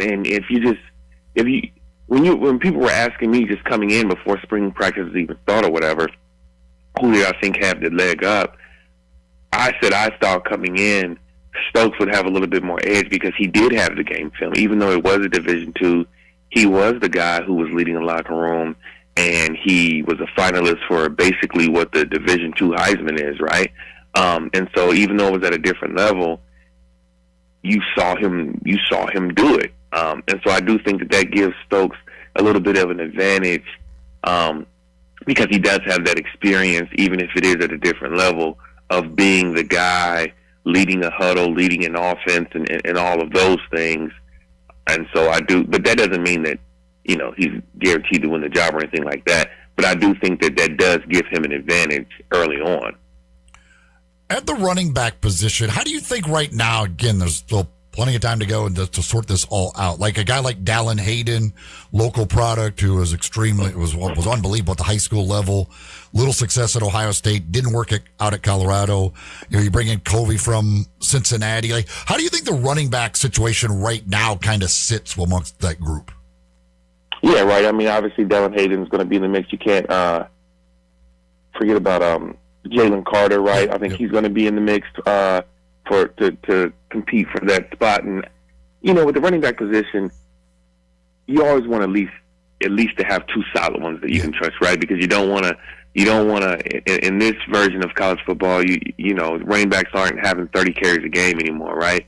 And so you obviously want who you're going to be your top guy, but whoever that number two guy is, he's going to get his touches too. Because you got to keep that number one guy fresh. But yeah, I would look at Jalen Carter and Hayden if you ask me. I mean, it's still early, so all this stuff is just kind of guesses at this point. But those would kind of be the two names that I would kind of look at. It's such a strange situation, Frank, for Memphis football this upcoming season because there's so many uncertainties right now. We have no idea, and anybody who says that they know what this team's going to do, they're lying through their teeth. We don't know about the players. We don't know about the system, the schemes. We know they have a very formidable schedule. That schedule is going to be awfully tough. So I don't think anybody should have, other than coach himself, the staff, and the players, I don't think any fan should have any expectations. In other words, if they go out there and go 7-5, I don't think people will be like, oh man, this is going to be a failure. Or they go 9-3, it's necessarily going to be fantastic. I just think right now, especially during the spring, but even into August and the start of the season, we don't know. We know that the last 4 years they had Hennigan at quarterback. We know who they had. We were used to the players. We were used to the coaching staff. We knew how they called a game. We knew that Memphis certainly was capable of getting to the conference championship game and never did, but was still a very good team that went to bowl games and won most of them. So the expectations for this year should be like nothing. Like there shouldn't be any, right? Well, I would push back on that just a little bit because I do think because of the state of where Memphis football is and the resources that Memphis football has, I do think there's a baseline of expectation every year, right? And even with a completely new team, with all new players, with all new coaches walking into the situation? Yeah, now I'm not saying that it should be conference championship or bust, right? But I do think that there is a baseline of expectation where you're not looking for this team to go 6-6, right? You're not looking for this team, like there is still a floor that you expect this team to have even in year one. Well, I think the floor is a bowl game. I mean, certainly they're not going to drop out of that, you don't think. But what do you think that expectation should be then? I mean, I don't want to put a number on it in terms of like the amount of wins or anything like that. Yeah, but that's my point. Yeah. But I do think the expectation is to not be out of the race for conference championship too early, right? Like I think you still want to be going into November playing for something, even if you don't even if you miss out or whatever. You want to go into November still having a chance to make the championship. I think game. that's fair. Well, yeah, I think that's fair. Yeah. Again, they've stated their goal as being like basically the dominant program or athletic department in this conference, and all of the other top teams are changing coaches and everything as well. So like you should be still competing at the top of the conference if you believe you are that. I know what their goal is, but that goal may not be reached in year number one. And it's not like Memphis has $20 million to use on football and everybody else in the league has $1 million. They may have the most or be close to the most in football, but it's not that much of a disparity. The coaching change certainly affects a lot of other schools in the conference. We know that with North Texas, with Tulane, with South Florida. I think what you said, Frank, is right on. Certainly, I'm not thinking like they should go 3-9 in this first year, but I'm just saying I don't want people to. If this team goes 7-5, it's not the end of the world. They're playing at UNLV to start the season, as you know, in week 0. After coming home to play Arkansas State, which is always primed to try to upset Memphis, they got to go to Boise and play Boise State. You're playing Army and Navy with that triple option offense. And I don't know how many of these guys that are on the roster on defense have faced a triple option. Certainly you got Tulane and South Florida. Now they have coaching changes as well. Where do you think right now, and again, this is so early, but Frank, where do you think Memphis will be picked in the preseason poll? And it's a coach's poll or is it a media poll? Well, they don't do it anymore. They don't do it anymore. Okay, where would you put them? Remember last year they didn't do it? Where would you put them? It's impossible, right? It's impossible to. I mean, that's my point. It's impossible, but I'll tell you this though, like I don't think I would put them outside of the top 3. Why? I mean, nobody's talking about some of the other teams too. The other teams that have gotten better that didn't have a coaching change. Right, and so like it's too early to tell. Right, I'll have a more concrete answer to that probably going into fall, right? When I really do my dive into the rest of the conference. I don't really dive into the rest of the conference this early. Just because I hear you. Yeah, but I think Memphis football, at least to me, Memphis football is at a place where I don't care who the coach is. And this is the problem that some of the frustration people had when Silverfield was here. Memphis football should be in a place where every single year they should be expected to be among the top 3 teams. Where did they finish last year?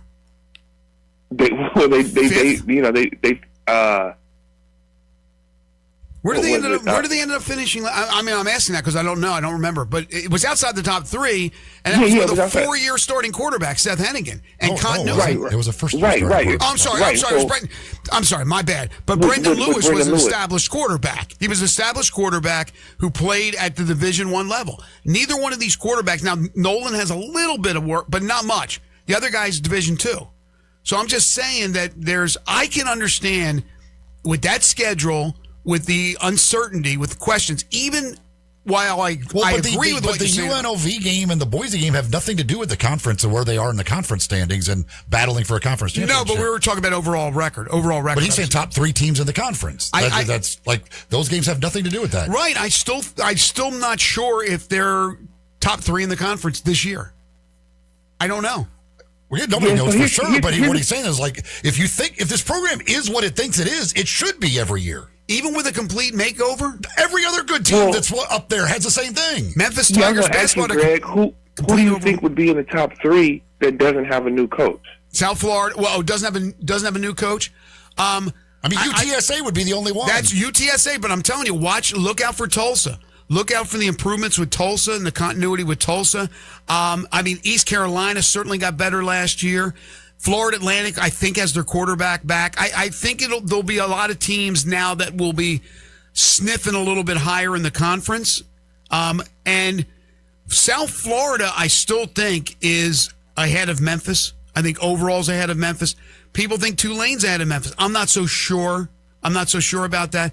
I'm just saying, the point I'm making is, if Memphis goes 12-0 and undefeated in the conference, I wouldn't be surprised. If they went 7-5 and 4-4 in the conference, I wouldn't be surprised.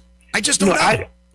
But to your point, right? I think there's a difference in like saying that this is what the expectation is, and then thinking that you should run a guy out of town because it's not met. I'm not trying to say that if he isn't, in the conference championship or, in the top 3, that it was automatically a bad hire or anything like that. I'm not saying that. No, of course not. I am just saying that the expectation every year for Memphis, that is the bar. Now, it's a tough bar for a first-year head coach coming into a new program with all those new players that you said.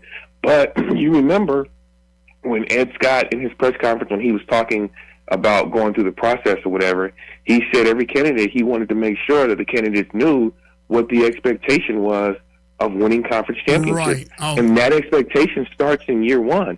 Now, that doesn't mean that if you don't get it in year one, the sky is falling, but that is the expectation as soon as you walk through the door at Memphis football. And Charles Huff made it quite clear. He said they've won a lot of games. They just haven't got to the conference championship. No. That's what I'm here to do. I think you're absolutely, both you guys, I think you're absolutely spot on. I agree with that 100%. I'm just trying to say, and that's the point you made as well, if it doesn't go as well, and it may, but if it doesn't go as well, don't panic. I think they got the right guy. I think they're going to be really, really good. It may not be right off the bat, but it may be right off the bat. That's the uncertainty of having a new staff, a new team, somewhat new schemes, a tough schedule. But I think that intrigues me. I think it's going to be fun. Who knows? They might walk out there game one and rip UNLV apart. They may lose that game. It doesn't mean anything. I'm just trying to caution people out there, although the expectations, as you say, should always be a top 3 and conference championships, which Charles Huff has said, Dr. Scott has said.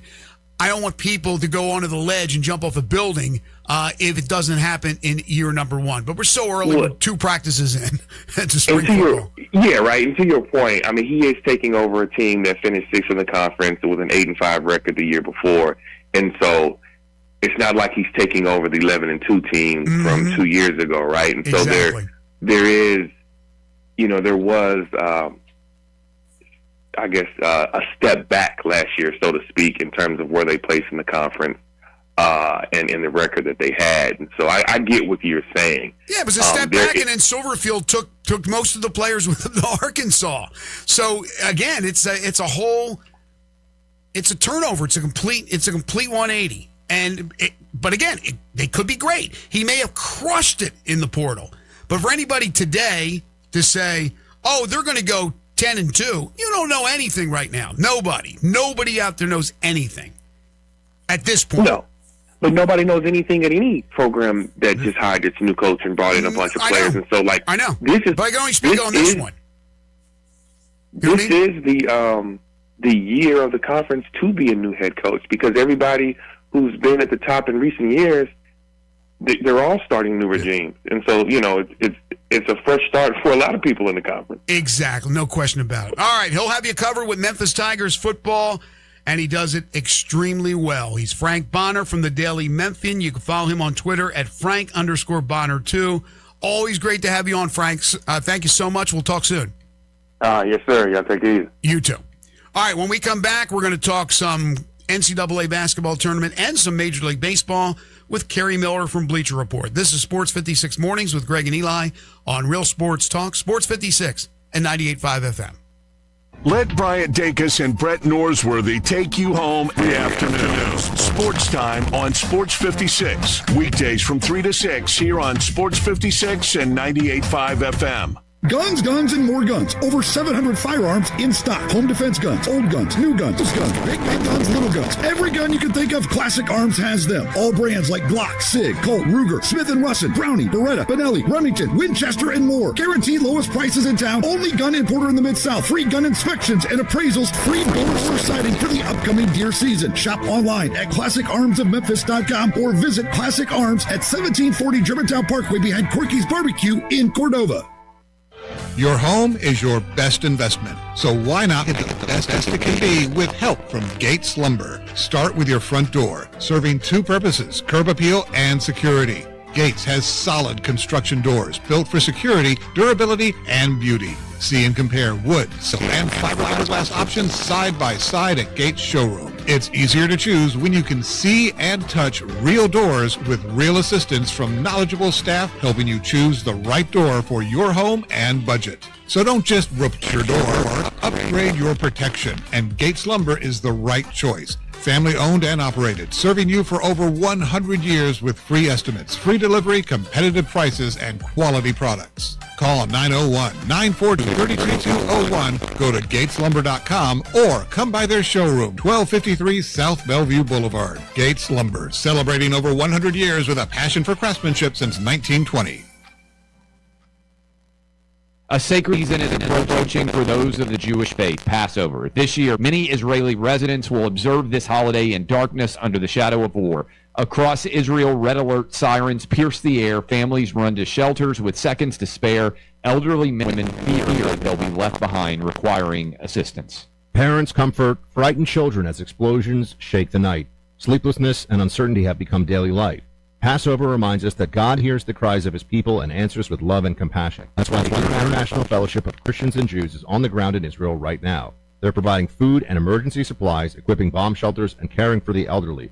Vulnerable Israelis need your help today. Your most generous Passover gift shows you stand with God's people. Support those in need in Israel at a time when it's most needed. To rush your gift, call 888-488-IFCJ. That's 888-488-IFCJ, or give online at ifcj.org. That's ifcj.org.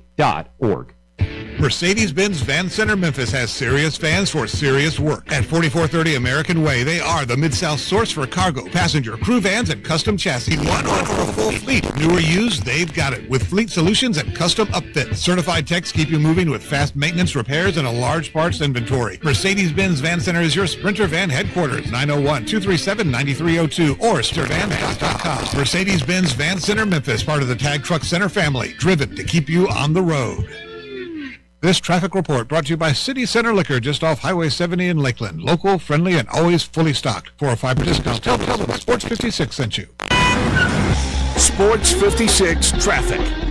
Good morning. Starting to build even more so coming across the I-40 bridge over from Crittenden County, West Memphis right now, as traffic increases also down through the Midtown area, especially over here I-40 around Chelsea. It's a little bit crowded still there on that ramp from Austin Peay trying to get up on the I-40. Again, westbound I-40 on the increase there, especially around Covington Pike. Bridal season just around the corner. Shop local at Weimer's Jewelry. Stop by and see them today at 7525 Highway 64.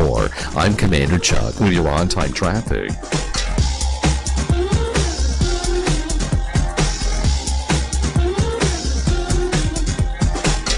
Now back to Sports 56 Mornings on Sports 56 and 98.5 FM. This hour is brought to you by James Gaddis Jewelers. Diamonds are forever. Woo! Here once again, Greg Gaston and Eli Savoy. Welcome back, everyone. 8:33 is the time. Worlds are colliding as we got Major League Baseball now underway, and the NCAA tournament resumes tonight with Sweet 16 action. Yeah, worlds colliding for the guy who covers both for Bleacher Report, Kerry Miller. It's time to talk some baseball. Joining Greg and Eli is Kerry Miller from the Bleacher Report. Here's Kerry with Greg and Eli. He is Kerry Miller. You can follow him on Twitter at Carrance James. Read his stories at Bleacher Report, covering, as I said, both Major League Baseball and college basketball. He's the co-host of the Unnamed Bracketology podcast. Happy opening day, Major League Baseball, Kerry, to you, although one game already in the books. Yeah. why do we got to do this every year? Just a one-game opening day. I said that Let's to do Eli. all 15 on one day. I said that to Eli. He got mad at me. What do you think? Matty, I don't have a problem with it. He doesn't have a problem with it. Yeah, it's not like a major problem, but it used to be tradition. Cincinnati Reds would open up things, then an hour later, a couple other games would go on, and now it's, who cares, a one game. I just couldn't get excited for the one game. We ended up having a blowout, but today, to me, is opening day, and then tomorrow, of course, the teams that aren't playing today, they'll get into action tomorrow. So we got, a lot to talk about in the future here. We won't bore you with too much talk because there's not a lot to say. Other than, did you make any predictions yet for the upcoming season? I have not done any articles on that. Would let the other guys handle that who aren't in the weeds on the NCAA tournament. Right. But, I mean, I don't know how you can not pick the Dodgers, though, sadly. I'll be rooting against them, but I assume that they're going to win it all for a third time. Yeah, I mean, that's like every year they win it, and then they get better in the offseason. Yeah. So, like, how do you not say, well, they'll win again? It doesn't make sense. Kirkchin was talking about this the other day. He said a couple of years ago they win it, and they struggled with the starting pitching, I think. I think he said starting pitching. And then last year he said the bullpen. It was vice versa, or it was what I just said there. One was the bullpen, one was the starting pitching. And he said they went out and improved both. So they're even better. Who do you think is the best chance to play them in the World Series from the American League?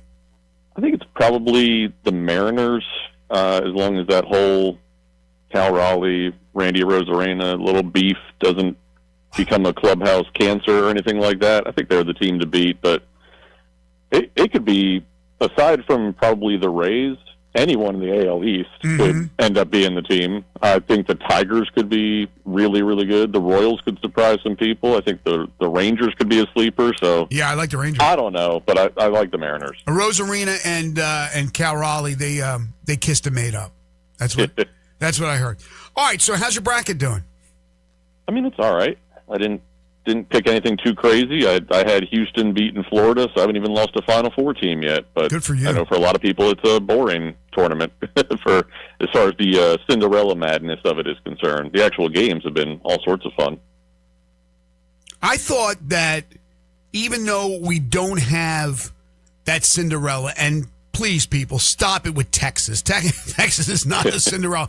But even though we didn't get any of those in the Sweet 16, I thought there were so many good games involving those teams that are the one bid leagues or even a couple of bids. I thought they did well in putting up good fights against some of the better, more superior, obviously more expensive teams with the players that make more money. So I don't think it was like an embarrassment. Nobody was getting absolutely crushed. Miami of Ohio won the game against SMU in Dayton to start things off. So even though we don't have him in the Sweet 16, I don't think this is some indictment about what's going on, at least in my opinion. No, I agree. Everybody was saying heading into the tournament that, NIL's ruining everything. We'll never see a Cinderella again. And then Duke almost loses to Siena. And right. We had the High Point knocking off Wisconsin and then giving Arkansas all it could handle in the second round. Like, I think we had some gamers for sure. Wright State almost beat Virginia. So, yeah, I don't think we are seeing more of a divide than we did last year, which is what everybody was saying would happen. And now that there isn't anybody in the Sweet 16, they're going to continue saying that. But I agree with you that there were a lot of close calls, and we at least got one little guy into the second round. Right. As long as there's competitiveness, I'm fine with that. Yeah. Are you going to the East Regional? Yes, I am. That should be a fun one. That Duke St. John's battle should be great. Yeah, I could probably sell my press pass for quite a few dollars if I wanted to, but I won't. But yeah, both of those games are going to be incredible. I don't know what Dan Hurley did to the schedule makers, though, that he keeps getting the latest game in every window. Like they tipped off the first round at I think 10:30 in Philadelphia, and then they had the late game on Saturday, and now they got the late one on Friday. It's Apparently all they're- because of language. They got to put him at the end of the night. The kids are asleep by then, and then Dan can let the expletives fly. It's got to be the Maybe reason. there's something to that. Yeah. All right, so let's talk about these games. Let's start with tonight's action. Again, Texas gets in as a team that was in the first four, but I think their run ends tonight. They're going up against number 2 Purdue. Purdue a 7.5-point favorite. Yeah, I think so as well. It could get interesting if Texas is able to play its, bully ball type of game. I'm surprised that they beat Gonzaga with the way that game played out. Like, that should have been played to Gonzaga's favor, and then Texas somehow pulled it off. So, and we've seen Purdue surprise us in a negative way. I mean, not only this year losing, I think, 4 or 5 home games, but plenty of times in the tournament as well. So, who knows? But, yeah, I think Purdue probably wins that one. Can Darius Acuff be good enough to take down Arizona? I don't think so. I think Arizona's just so good on both ends of the court, and Arkansas is so good on one end of the court. Yeah. It could be both that game and the Michigan-Alabama game could be 98 to 87 types of games that are just, fun to watch, but never particularly in doubt. I think Arizona will make relatively quick work of Arkansas. I hope not, because now this is where it comes down to the Arizona. It's always, for me, the Arizona team. Which way I have it kind of dictates my bracket. And with Arizona, I have them losing to Arkansas. I know it's going to take a titanic performance defensively by Arkansas. I don't know if they have that in them, but if they can certainly compete on the defensive end, especially with Brazil and who's the other big? Name escapes me. Malik Ewan. Yes. If they can alter some shots, block some shots, make sure they're getting rebounds, and it's not offensive rebound central for Arizona, and they're getting the putbacks, I think with what they can do offensively, they got a chance to win. But this is, again, if I don't pick Arizona to win it, then I expect them to be upset, but it always goes the opposite way. When I pick them to win it, they falter. So this is one I hope that maybe the college basketball gods are with me and I can get an Arkansas win. But I think that one will be a lot of fun. Then you got that Iowa-Nebraska matchup tonight down in Houston, Midwestern world with the Hawkeyes and the Cornhuskers. Cornhuskers are a 1.5-point favorite. That sounds about right to me.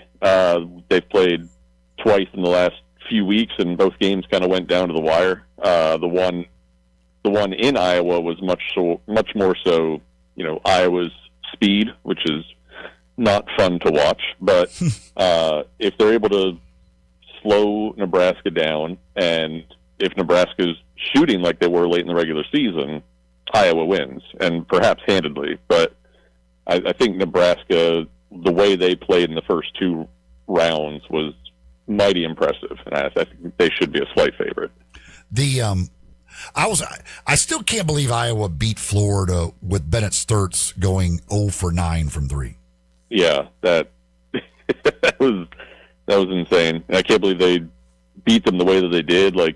There's 7 seconds left or something. They were Florida said they were going to foul, but then they had a guy guarding the inbounder. Why were you doing that? Right, right. Just leave a guy wide open in the corner. That was a mess.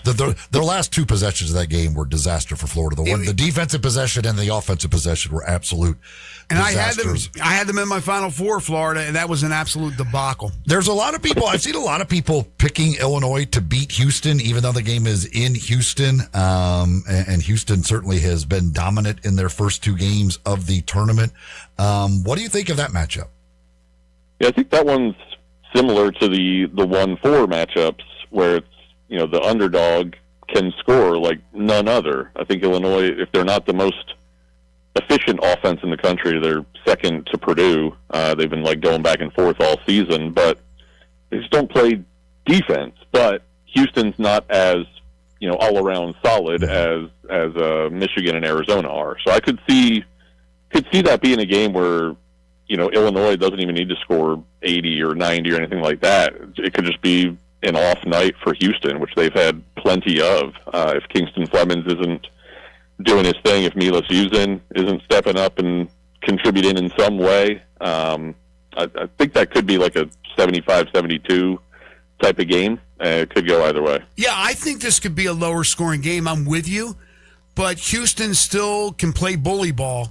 They still can play that physical brand that Kelvin Sampson likes to play. And I am not...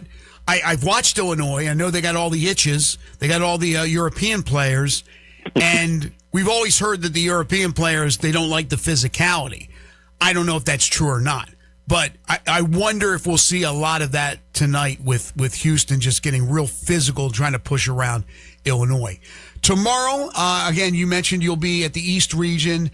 Duke and St. John's. Duke's been banged up. St. John's, man, oh man, are they a physical team? How do you see that one? Duke a 6.5-point favorite. Yeah, that should be the game of the weekend, I think. We'll see what Ejiofor can do against Boozer. I feel like the first two rounds, both Siena and TCU were, throwing double teams at Boozer and just daring the rest of the team to beat them. And I don't know why it took so long for teams to figure out that that's the way you should probably play against Duke to have much of a chance. But when they have lost, it was to Texas Tech with JT Toppin when he was healthy. He had an incredible game. And then the game against North Carolina with Caleb Wilson, he had an incredible game.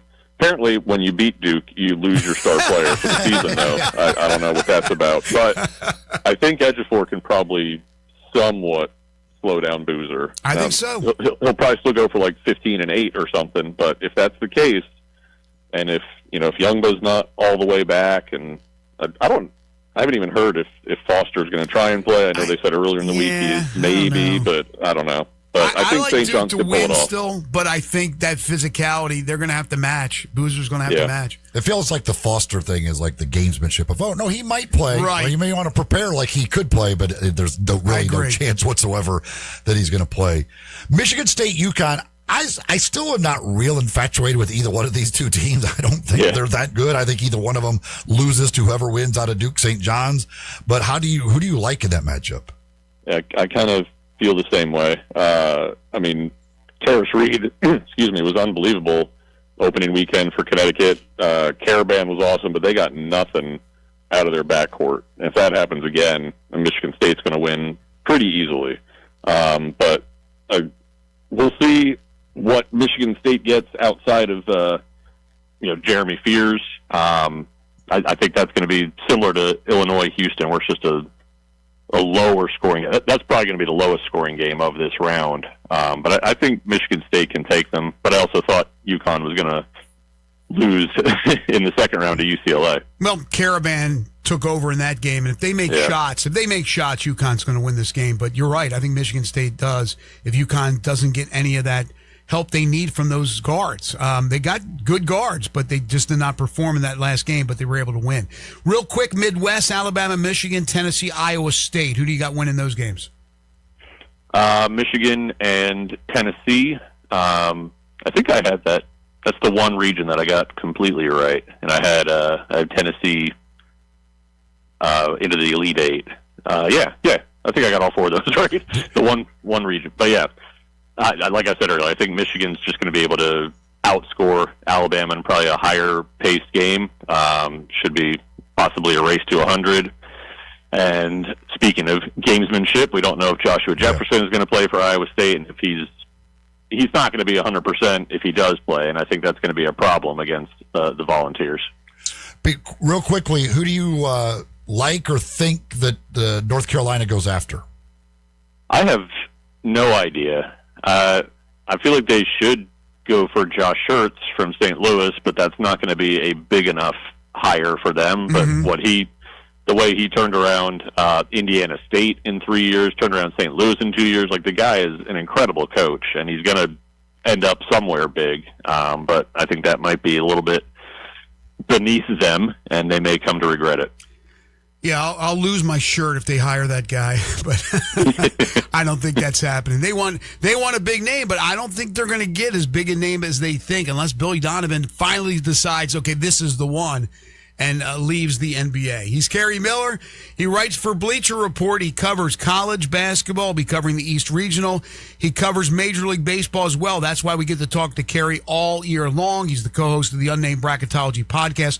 Follow him on Twitter at Carriage James. Listen to him every Thursday right here on Sports 56 Mornings. Have fun at the Regional. Will. Take care, guys. Thanks, Kerry. Hey, everybody, great news. All-Star Chevy in Olive Branch is hosting a huge truck month sale. Supplier prices for everyone. Save thousands. Nobody has more Silverados than at All-Star. Today, you can drive home in a new Equinox, a Trailblazer, a Trax, a Blazer. Go big in a new Silverado HD. Make no payments for 90 days. You're going to love no payments all through spring into summer, and financing as low as 1.9% because your good credit deserves it.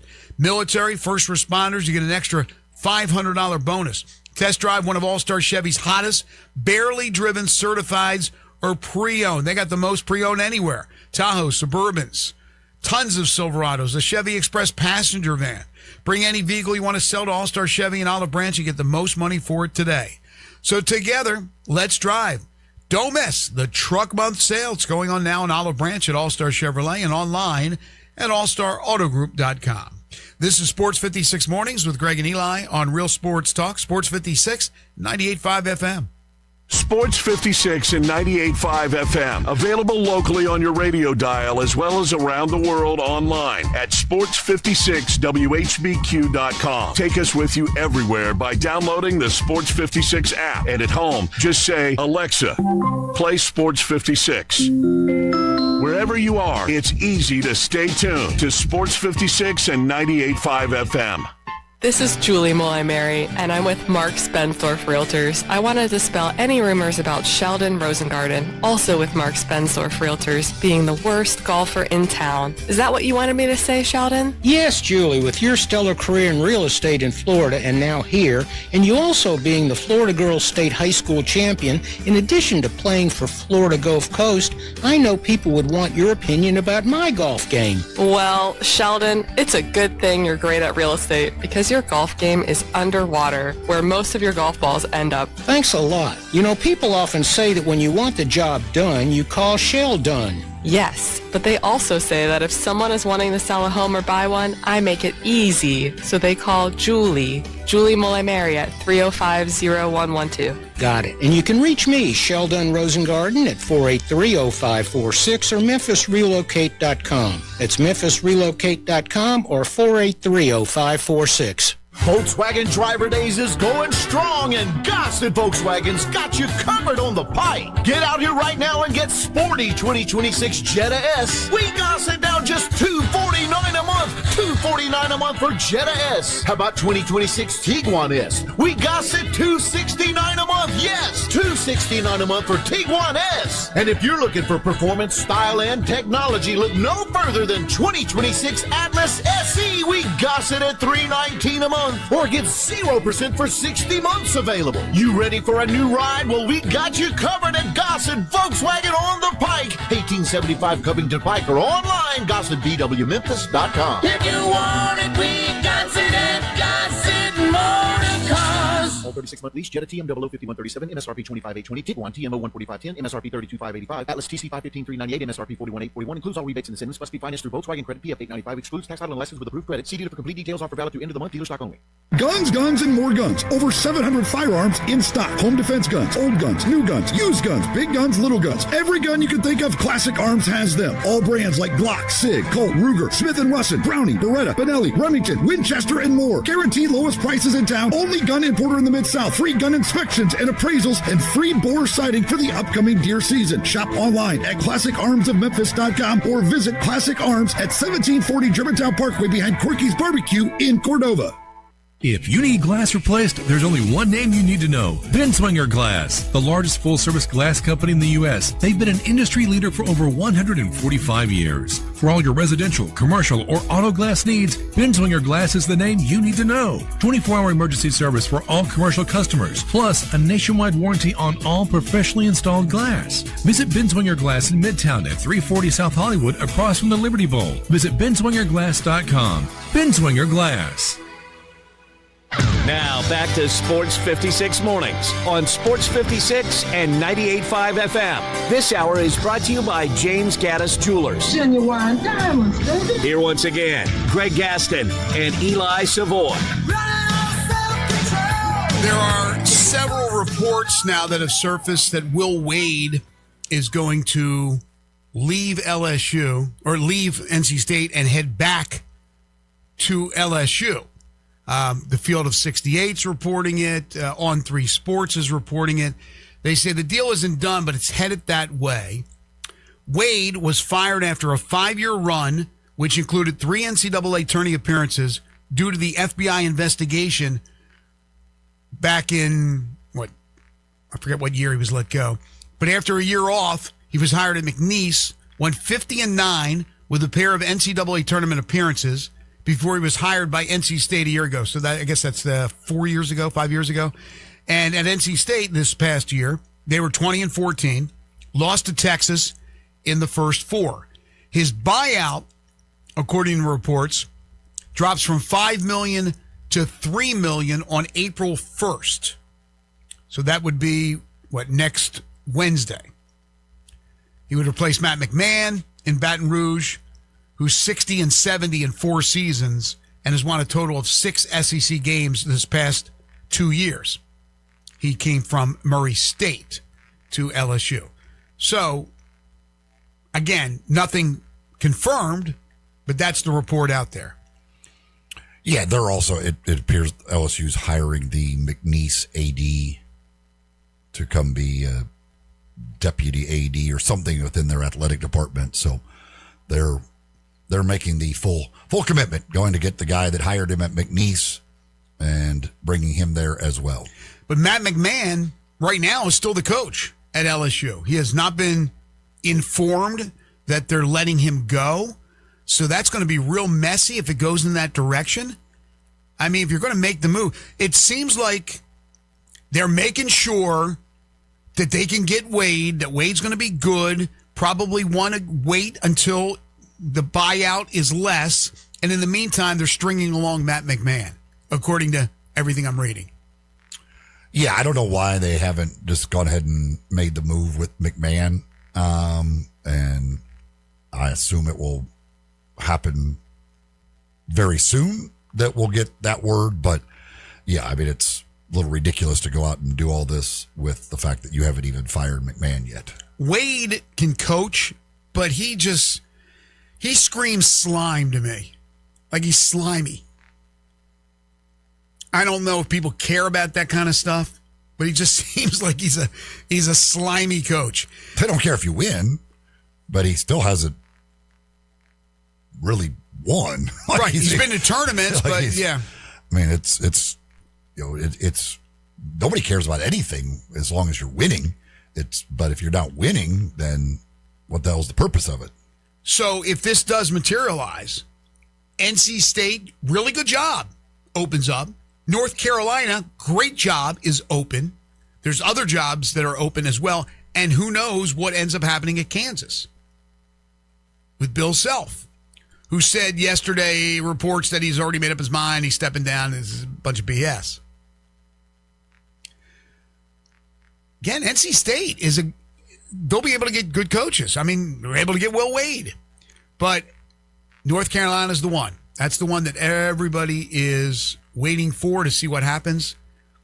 Maybe they go the route of the NBA. Maybe they can get Billy Donovan to finally decide, yeah, let me go back to college. It's been a good run. Hasn't really worked out as well as I thought in the NBA. And if not, there's names out there that they're going to pursue that they're not going to be able to get. They're going to make those initial phone calls. We had the story yesterday. Brad Stevens already nipping it in the bud. Nah, I'm not interested. But will they go, again, make a phone call to Jay Wright? Ain't going to happen. It's the same names, that, of course, that are at the top of the wish list for most of these schools.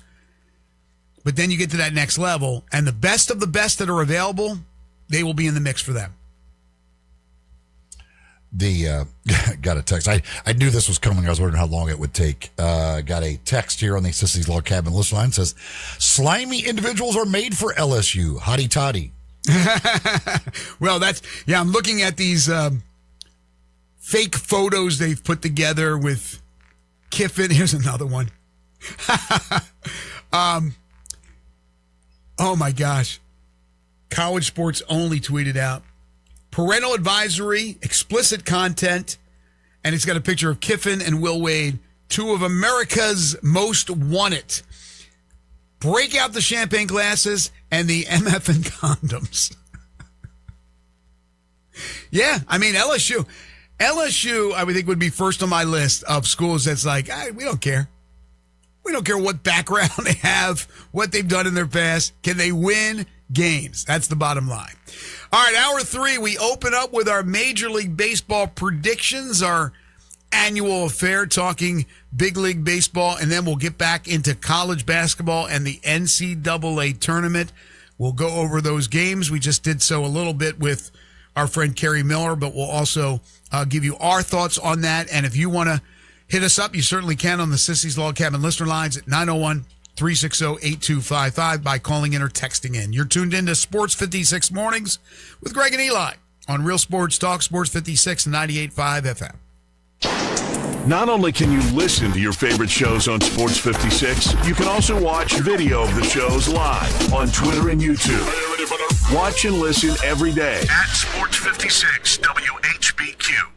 Air. We breathe it naturally. Simple, right? Not so fast. The air you breathe could be hazardous to your health. Don't guess. Be sure with a phone call to the Memphis Mold Inspector, the only licensed mold assessor in the Mid-South. Call the Memphis Mold Inspector to check the air quality inside your home and office. Protect babies, pets, new homes, old homes, employees, friends, loved ones, and you. Just call 901-292-7788 for clean air and peace of mind. 901-292-7788 for the Memphis Mold Inspector. Tito's Handmade Vodka is America's favorite vodka for a reason. From the first legal distillery in Texas, Tito's is 6 times distilled till it's just right and naturally gluten-free, making it a high-quality spirit that mixes with just about anything. From the smoothest martinis to the best Bloody Marys, Tito's is known for giving back, teaming up with nonprofits to serve its communities and do good for dogs. Make your next cocktail with Tito's. Distilled and bottled by 5th Generation Incorporated, Austin, Texas. 40% alcohol by volume. Savor responsibly. I got him on the line out there in Gossett Volkswagen Germantown. Hey, Marty McNate, what's going on? I've got some big news. Volkswagen Driver Days is going on at Gossett Volkswagen Germantown. And Marty McNate, I hear you've got some incredible deals happening right now. You heard right, Randy. I got 2026 Jetta S, $277 a month. $277 a month for Jetta. Hey, what else you got? How about 2026 Taos S, $327 a month. $327 a month for Taos S, and I hear you got a Tiguan deal out of this world. 2026 Tiguan S, $355 a month. Well, it sounds like you got something for everyone. Come see me, Marty McNate, at Gossett Volkswagen Germantown, 7420 Winchester Road, or shop online at GossettVWG.com. And remember, your future is what you make it. All 36-month lease, Jetta TMW 5137, MSRP 25820, Tiguan TMO 14510, MSRP 32585, Atlas GC 515398, MSRP 41841. Includes all rebates and incentives. Must be financed through Volkswagen Credit TF 895. Excludes tax title and license with a blue credit. See dealer for complete details. Offer valid through end of the month. Dealer stock only. It's a new year, and it's the first new sale at Family Leisure. It's the floor model sale happening now. Family Leisure has deep, like diving deep discounts on over 100 display models and in-stock hot tubs, swim spas, even those cold plunges. How deep are these discounts? I'm not allowed to say. So if you've been putting off getting a new spa, then right now is the best time to buy. Here's one price I can let loose. You can get a spa as low as $99 a month. Plus, you can get over $1,000 in upgrades with every spa purchased. One other special deal, you can get an $8,000 spa for only $159 a month. And you know what? Family Leisure is going to throw in some LED lights and waterfalls on most models. Room's got to be made, and so do the deals at Family Leisure, Whitten Road at I-40, where family and fun come together.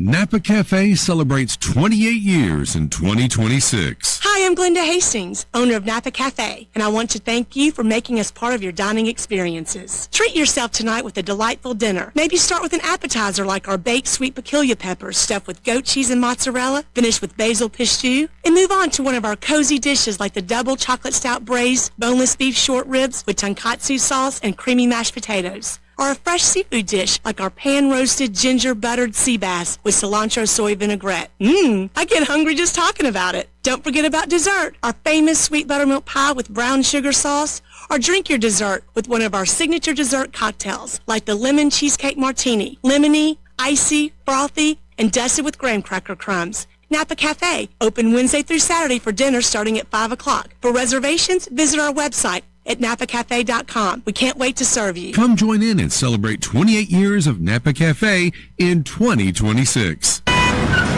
Sports 56 traffic. Good morning. There's a couple of accidents out here. They're wrap-up stages. Still quite a bit of volume making its way down I-40 westbound, anywhere between Germantown Parkway down to Sycamore View Road inbound on Sam Cooper, especially as you come off I-40. That's increased quite a bit there on Sam Cooper, especially there up around Perkins. Midtown traffic's doing its thing right now with that volume. Northbound on 240 here up by Lamar. Hey, don't let a slipping transmission make things worse on your car or truck. Bring it to the transmission experts today at Amco Transmissions with 2 area locations here in Memphis. I'm Commander Chuck with your on-time traffic.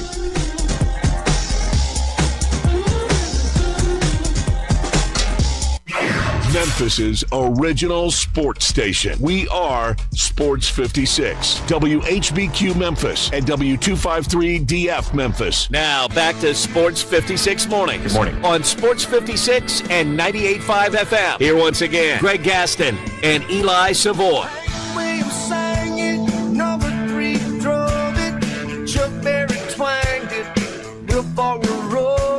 Welcome back, everyone. 9:06 the time. Final hour for us today here on Sports 56 Mornings, the Thursday, March 26th, 2026 edition. Greg Gaston, Eli Savoy, Jay Ham with you. We're broadcasting live and local from the Family Leisure Studios. Family Leisure located at 2120 Whitten Road, just north of I-40.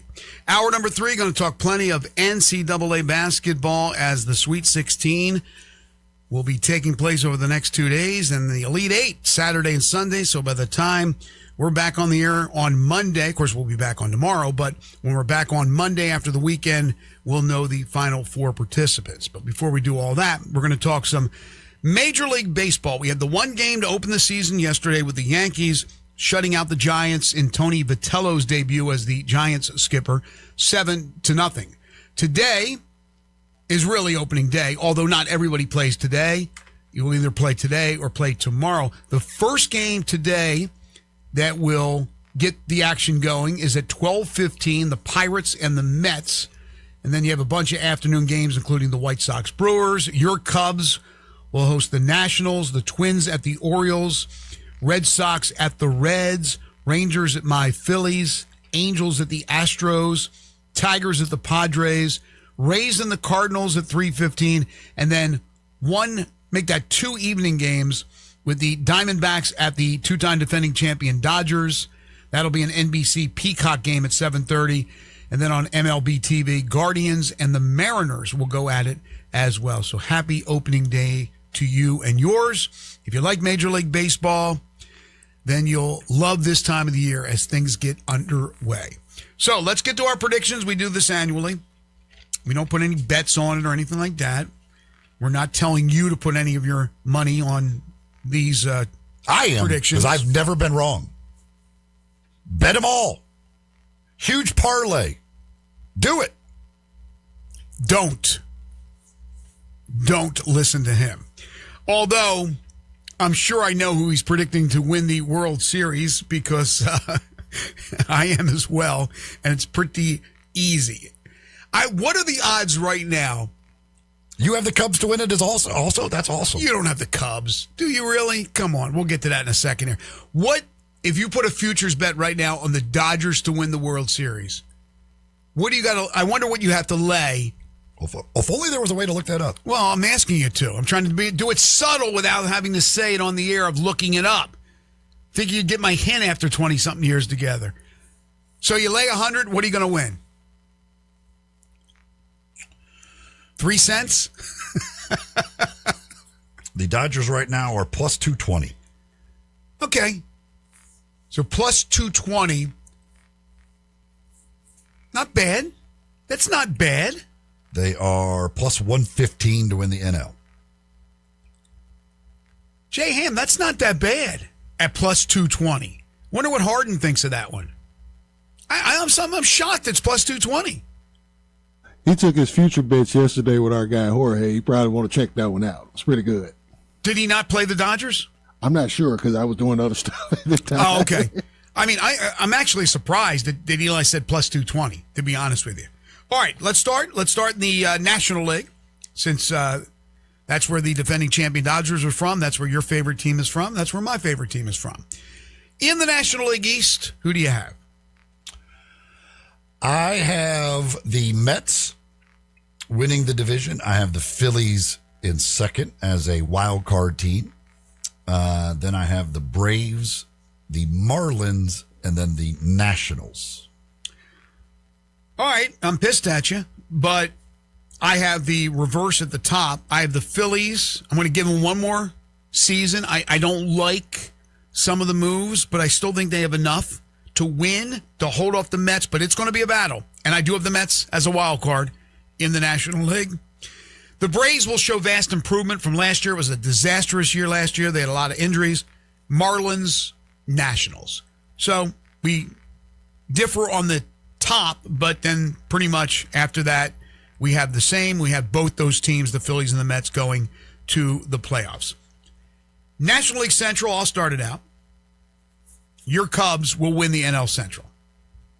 The Brewers, who always seem to surprise, maybe they're not a surprise. Maybe it's just me, but they're going to get in as a wild card. The Reds, I think, will be competitive. The Pirates, the Cardinals. I hate to say it, we have a lot of Cardinals fans that are listening. You drew the Cardinals for me yesterday in the 13-run contest. Not real happy. So my hope is that I will be wrong, and it doesn't really matter if they win, as long as they score a lot of runs. So I'm hoping for big seasons from Nolan Gorman and Alec Burleson and hit some bombs for me, but the Cardinals, I don't see them going anywhere. What do you got?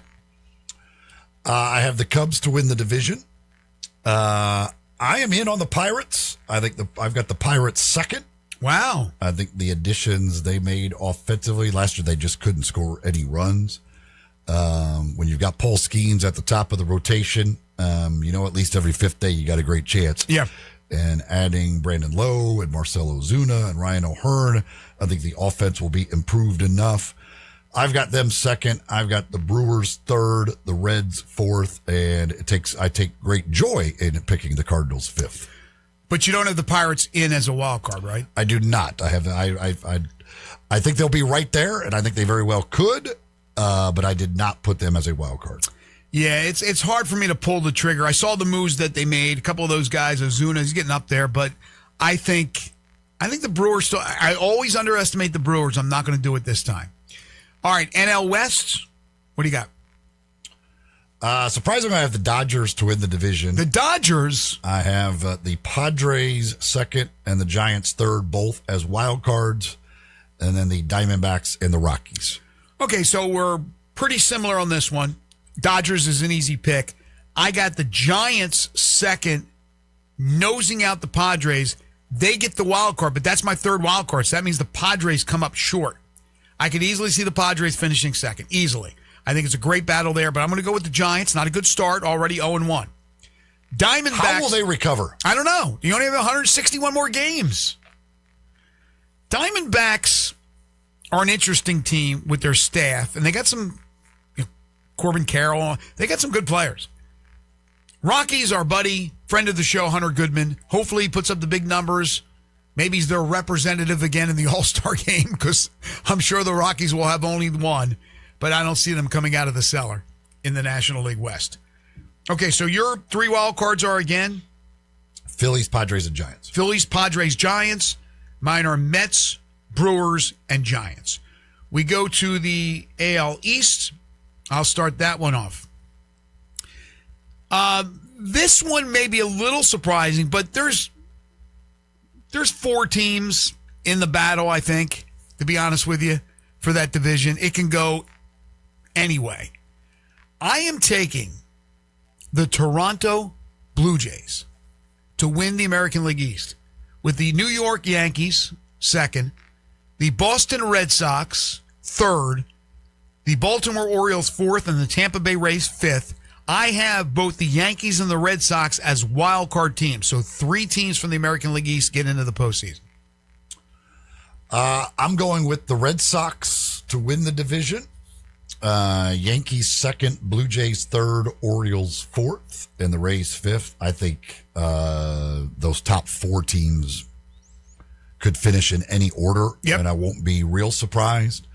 I wouldn't be surprised at all if all 4 of those teams end up in the playoffs. Wouldn't that be incredible? I took the Yankees and Blue Jays as wild cards. I did not put the Orioles as a wild card. I wouldn't be surprised if we end up with all 4 of those getting in. Okay, so similar thoughts. We got different order, and the divisional winner's different, but we got those 3 teams, Blue Jays, Yankees, Red Sox, all in the playoffs. All right, AL Central? In the Central, I've got the Tigers, followed by the Royals, then the Guardians, and then the Twins and White Sox. Tigers, Royals, Guardians, Twins, White Sox, same as me. And I do have the Royals as a wild card. Okay, I do not have the... Now, I thought about it. I think they have a great chance, led by Bobby Witt Jr. They got some talent. They put up runs. I think Kansas City's a fun team. I think they're going to come up a little short, though, making it to the postseason. But the Tigers are the pick. It's tough to go against them. You talk about Skeens every 5 days, Skubal every 5 days.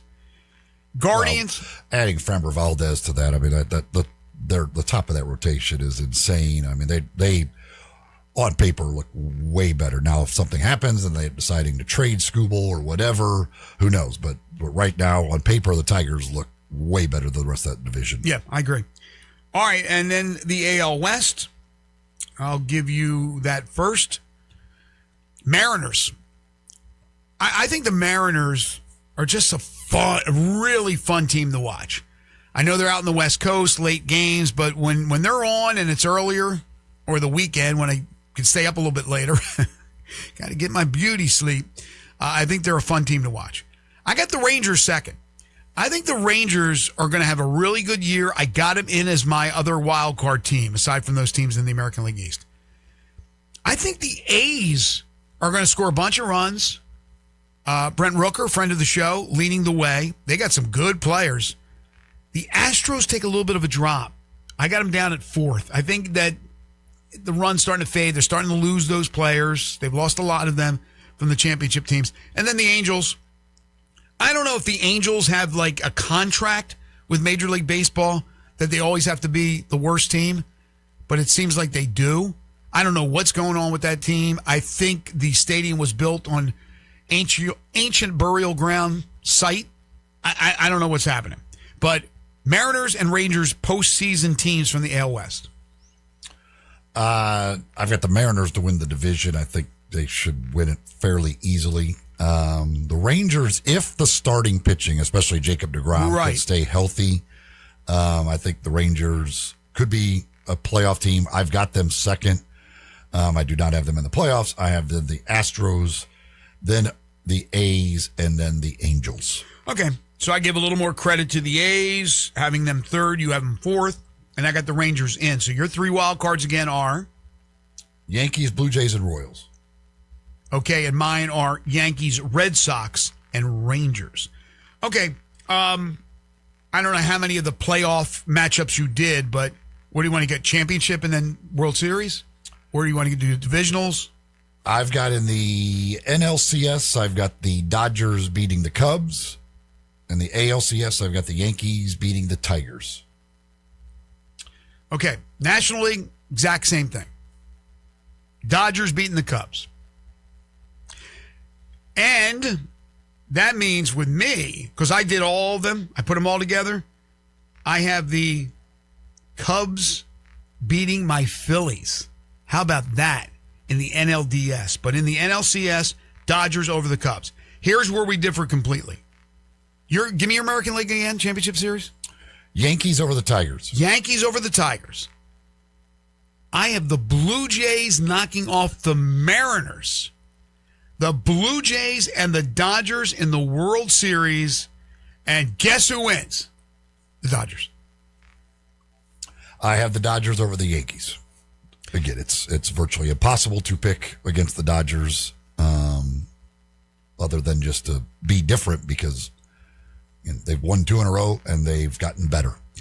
they continue to get better year after year by signing guys, even after winning the World Series the year before. We have seen baseball produce surprises, no question about it, but we've also seen the high salary teams put together dynasties, teams that really are committed. The Yankees for a long time, right? Dynasty. Red Sox committed. Dodgers certainly now committed. But we see the surprises. Then we see like the weirdness, like the Marlins when they won it and then had the spring clearing sale and then won it again and cleared salary once again. Just very strange. I think that was the original where I came up with the question, like, would you take your team to win 1 championship and then have 5 mediocre or bad years or 10 mediocre or bad years? You would trade. Like for the Grizzlies, I don't know if you can go through 10 seasons like this for a championship. Maybe some people would say yes, certainly 5. But really, if you go, okay, 10 seasons of mediocrity, but they're not tanking where they're not playing their guys and they're not all injured, for an NBA title, you take it in a heartbeat. So we've had weirdness in baseball over the years. But right now, we have an absolute domination of epic proportions. The Dodgers win it. If they win it again, like we predict, that's 3 in a row. Do we embrace the dynasty, or do we start getting peeved at, even though there's nothing we can do about it, there's no cap, do we start saying, all right, we're tired of this? When do we get tired of the Dodgers if they keep winning? That's my question. Well, if they win it again, it's even going to, it's just more of probably the fact there'll be a work stoppage for next year, because it's just going to make, I think, the owners even more dead set on putting a cap in. You think we're going to get to a cap? You really think we're going to get to that? I don't know if it's going to get there or not, but they're going. That's what's going to lead to the work. That's going to lead to the work stoppage. Right. Maybe that's the only thing that can stop the Dodgers as an actual work stoppage.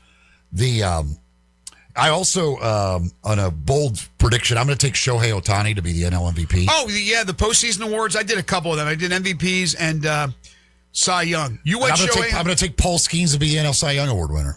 All right, let me see. I went out on a limb in the National League MVP. I went with Shohei Ohtani. National League Cy Young, I went with, gosh, I can't believe I went, Paul Skeens.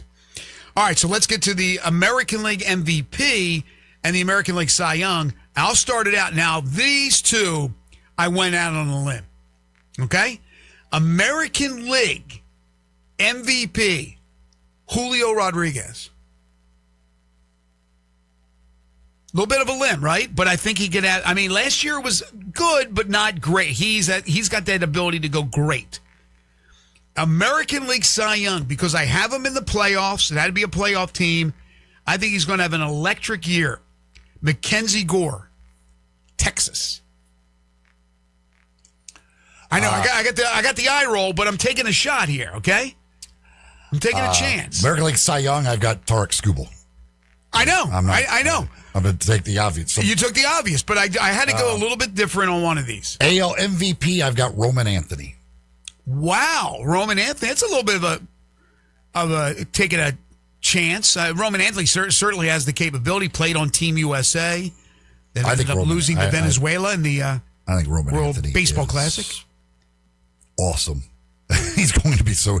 I mean, what he did the second half of last year. I mean, I think that he's going to put up massive, massive numbers. How cool is that name, though? Roman Anthony. You just think of, right? You think of the emperors, you think of Rome, you think of the dynasty, Caesar. The greatest Roman since Roman Brady on Days of Our Lives. There was Mark Antony, right? But we go Roman Anthony. I think he has a chance. I think I have a better chance to get Julio Rodriguez than Roman Anthony. You obviously have a lot better chance to get Scooble than my way out of the box Mackenzie Gore pick. All right, there you go. Baseball is here, and we are ready to rock and roll with games all day long today. I'll bet you a lunch that Anthony finishes higher in MVP voting than Julio Rodriguez. Oh, the lunch bet returns? Julio's not even the best player on his team. I know. That's why I obviously you got Raleigh on the team. You got a lot of good talent, Rosarina. But I thought he has the ability to break out and have just a humongous year. I will take that bet.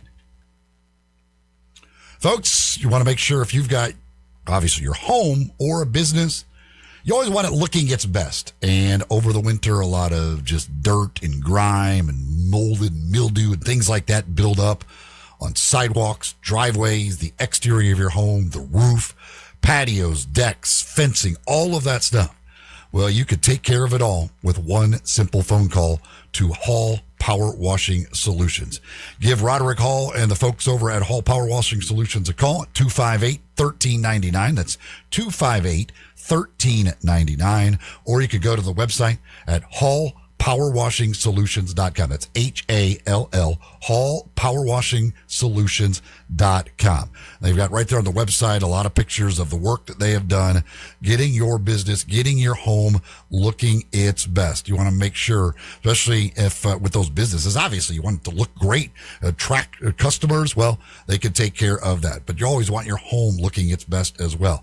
They will do the soft cleaning for the roofs to make sure that those roofs are clean and lasting longer. You're out spending outdoor time on your patio or deck, you obviously want it clean and looking its best. That's exactly what they could do at Hall Power Washing Solutions. Again, hallpowerwashingsolutions.com is the website. Right there on the website, there's, again, you can see work. You can get all the information about Roderick and the company, all the different things that they do.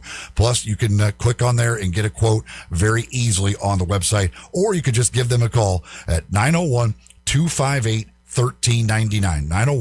901-258-1399, Hall Power Washing Solutions. And now that I think about it, I'm surprised you didn't go with Bobby Witt Jr. I think you did may have gone with him last year. Bobby, you love your Bobby Witt Jr. I think Bobby Witt Jr. is awesome. But I think he will be very much right there in contention for that AL MVP. Yeah, a little surprised you didn't go with him. All right, we'll take a timeout. We'll come back, talk NCAA tournament. If you'd like to participate, you can hit us up on the Sissy's Log Cabin listener lines at 901-360-8255. Who's moving into the Elite Eight? Sweet 16 action with 4 games tonight and 4 more games tomorrow. You're tuned into Sports 56 Mornings with Greg and Eli on Real Sports Talk, Sports 56 and 98.5 FM. Add a little fun to your lunch break. Join Johnny Radio for Sports 56 Happy Hour from 11 to 1 every weekday on Sports 56 and 98.5 FM. Your home is your best investment, so why not make it the best it can be with help from Gates Lumber? Start with your front door, serving 2 purposes, curb appeal and security. Gates has solid construction doors built for security, durability, and beauty. See and compare wood, steel, and fiberglass options side by side at Gates Showroom. It's easier to choose when you can see and touch real doors with real assistance from knowledgeable staff helping you choose the right door for your home and budget. So don't just replace your door, upgrade your protection, and Gates Lumber is the right choice. Family owned and operated, serving you for over 100 years with free estimates, free delivery, competitive prices, and quality products. Call 901-942-3201, go to gateslumber.com, or come by their showroom, 1253 South Bellevue Boulevard. Gates Lumber, celebrating over 100 years with a passion for craftsmanship since 1920. Come on and let the good times roll, y'all. Or as we say in Louisiana, laissez le bon temps rouler. The Orleans in the Ville with our made-from-scratch red beans, jambalaya, gumbo, po' boys, and made-fresh daily muffaladas right here in Collierville. Eat, drink, and stay for dessert like our homemade bread pudding with warm bourbon sauce. Monday through Friday, meat and two with homemade veggies, so good you'll bring your mom and them. Brunch every Saturday and Sunday. Right here, the Orleans in the Ville, 336 New Byhalia Road. Where great food, live music, and endless fun meet. Hi, it's the Herd. Men over 40, this matters. If you're putting in the same effort but getting less back from your body, less energy, slower metabolism, weight that won't move, that's not a discipline problem, it's biology. After 40, effort and outcomes start to drift apart. The same habits don't deliver the same return. Most men just push harder. More caffeine, more restriction, more willpower. But willpower isn't the issue. Support is. That's why I like M-Drive Boost and Burn, built specifically for guys over 40. Steady energy and metabolism support without extremes and designed for real life. M-Drive Boost and Burn is now the #1 men's health supplement at Sprouts, and Sprouts is one of the strictest specialty retailers in the entire country. So if you're over 40, don't ignore what your body's telling you. Go to mdriveformen.com and use the code HERD, H-E-R-D, for 20% off your first purchase. M-Drive for men who still show up. This is Sheldon Rosengarten with Mark's Ben Storff Realtors, and I'm with Julie Mullamary, also with Mark's Ben Storff Realtors. Julie, you've been in real estate almost your entire life, having started in South Florida in your family's firm. But more importantly, as the Florida's high school state champion in golf and playing for Florida Gulf Coast, I needed your opinion on my golf game. Sheldon, you are a pro when it comes to selling real estate and representing buyers, but as far as your golf game, I've seen better swings on the playground. Thanks a lot, Julie. We both know the score, though. Selling real estate requires a high degree of skill off the course, and both of us do have that. So if you're thinking of selling your home, remember, making real estate easy is Julie. Julie Mullamary, 305-0112. And when you want the job done, call Shell Dunn at 483-0546 or memphisrelocate.com. That's memphisrelocate.com or 483-0546. Rick's Powder Coating for a beautiful finish every time. Rick's Powder Coating specializes in automotive, ornamental, residential, and industrial coating. With 2 conveyor lines and the largest batch ovens in the Mid-South, Rick's can accommodate all of your powder coating needs. Locally owned and operated since 2002, Rick's Powder Coating will customize a beautiful finish just for you. Drop by or call to see how Rick's Powder Coating can bring color to your life. 901-367-2771 or rickspowdercoating.com. Now back to Sports 56 Mornings. Good morning. On Sports 56 and 98.5 FM. Here once again, Greg Gaston and Eli Savoy. Welcome back, everyone. 9:31 is the time. Final half hour here on Sports 56 Mornings. So, looking at our combined Sports 56 Mornings bracket, here's what we got for tonight and tomorrow in the Sweet 16. Beginning with the West region, where tonight you got Texas and Purdue, and you have Iowa and Nebraska. We did not do too well because we have Florida and Vanderbilt, Illinois, and Houston. So obviously we're missing with Florida. We got them going all the way to the Final Four. But we did have Illinois playing Houston. So our pick for tonight from a team standpoint is Houston. Individually, where did everybody go? Houston. Eli? Yeah, I've got Houston in the Final Four. You got Houston in the Final Four, that's right. I got Houston winning this game as well tonight. Of course, Florida's the one Final Four team I've already lost. Houston is a 2.5-point favorite over Illinois. As we talked about a few moments ago when Kerry Miller joined us, or actually about an hour ago, he talked about Illinois and their shot-making ability. I just think it will be, as he said, a lower-scoring game. Houston's going to use their defense. Houston's a better offensive team than we've seen from Sampson's teams a couple of years ago. They were pretty good last year. but I think they win with their trademark, with their defense. And I think they just get real physical with these Illinois guys. Now, there's a lot of these Illinois guys. Stojakovic and all. I mean, they're really good players. But I just think Houston just certainly has enough offensively and enough physicality to win this game. Yeah, I mean, it is as what Kerry talked about. It's a fun matchup of the elite Illinois offense, which is number 2 in offensive efficiency on KenPom, versus a Houston defense that they've hung their hat on forever. They're number 4 in defensive efficiency on KenPom. Houston's given up 47 and 57 in the 2 games so far. Illinois put up 105 in the first round game, put up 76, only 76, I guess, against VCU, winning that one easily. So the Illinois offense versus the Houston defense is a great battle, fun battle. I'm looking forward to seeing the 2 point guards in Kingston Flemings and Keaton Wagler, as again, Memphis Grizzlies fans will want to keep their eye on those guys. But I think it's a fun matchup, but I still believe what I believed before, that Houston, especially playing in Houston, is going to reach the Final Four once again. Yeah, and again, this is the South region. So the upper part with our combined picks we missed was Iowa and Nebraska. We didn't have either one going this far. We had Florida and Vandy, and we got Illinois and Houston right. So let's make a play on Iowa, Nebraska. Nebraska minus 1.5. Jay Ham, who do you have in this one? I go with Iowa. I think Iowa's going to win this game too. I can't believe they were able to beat Florida with Sturtz doing what he did. Sturtz isn't going to be that bad again. I don't think Nebraska could certainly do the defensive job against him that Florida was able to do. I think Iowa and Ben McCollum, I think they're hot. They're feeling great. I think they find a way to win this game. It should be played in a cornfield. And if Illinois wins in the other game, that regional final should be played in a cornfield as well. It will not be. It'll be played in Houston, but I like Iowa. Hell, they play baseball in a cornfield. I'm calling it the FarmersOnly.com Classic. I like it. I like it. But even also in that Houston game, I think when it comes down to Uzan and Sharp, they have to be scorers tonight. Mm-hmm. They have to really be able to get it going. I think it's a better offensive team that Kelvin Sampson has now. Again, they improved last year. A couple of years ago when they made the great run, they just didn't have enough offense.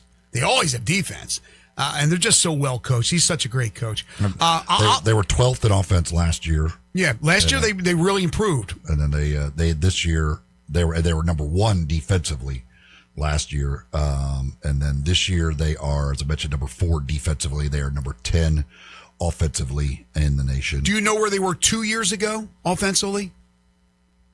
I don't think it was horrible, but I don't think it was that high. 2 years ago, they were 19th. Okay, so they've improved. They keep improving. They were number 2 defensively that year, but yeah, and then last year, or this year, 10 offensively, 4th defensively. He just doesn't seem like he misses in recruiting battles. Like, he sets his sights on guys. He goes out there. He knows who he wants to get. He has a great strategy, and he goes out and gets them. I will do eeny, meeny, miny, mo for this one. And I'm going to come up with Nebraska. But I could easily see Iowa winning this game. Okay, now we move on to the West. Mentioned Texas coming out of Dayton, 11th seed against number 2 Purdue. And then the one I think we are all focused on, number 4 Arkansas, number 1 Arizona, for many, many reasons, of course, here with the connections of Arkansas and with John Calipari, Arizona being a number 1 seed. Let's start with Texas Purdue. I like Purdue. I think, again, I think they've kind of figured it out, and they're showing why they were the number 1 team in the nation in the preseason. Trey Kaufman-Renn was terrific in that last matchup. Fletcher, if they can get Fletcher Loyer shooting the way he did against Miami, they may win the national championship if he continues that. But I think Purdue is just better than Texas and playing very well right now. Yeah, we had Gonzaga coming out of that part where Texas is. So we missed on that, but we did have Purdue, and we got Purdue playing in the Elite Eight against Arizona. You like Purdue, with your individual pick? I like Purdue, but I think it's going to be this was going to be a fight because the trajectory of Texas over the last month or so, they just continue to ascend and just continue to play good basketball. Sean Miller's a great coach. I think they're going to lay it out. We're going to get a great ball game with that one. A lot better. I got Purdue in the Final Four, so I need Purdue to win. Okay, and then the other one, Arkansas, Arizona. I know you guys got Arizona, and Arizona was our pick. You both had Arizona. I took Memphis. I took Arkansas, so I was outnumbered there. But it's obvious. Arizona has played so well. They are, I think, on paper and what we've seen, the best team in the country. But again, my personal vendetta against Arizona, I have issues with them. I am taking a flyer with Arkansas. I'm taking a flyer that they can do enough defensively. We saw Arizona against Utah State, where they had the big lead and watch Utah State come back and make it interesting. Arkansas's much better than Utah State. We know they have the offense. This could be one of those deals where a couple guys get into foul trouble. Either way, could be a difference maker. But I'm taking a flyer on Arkansas. I don't think it would be a shock if they won this game.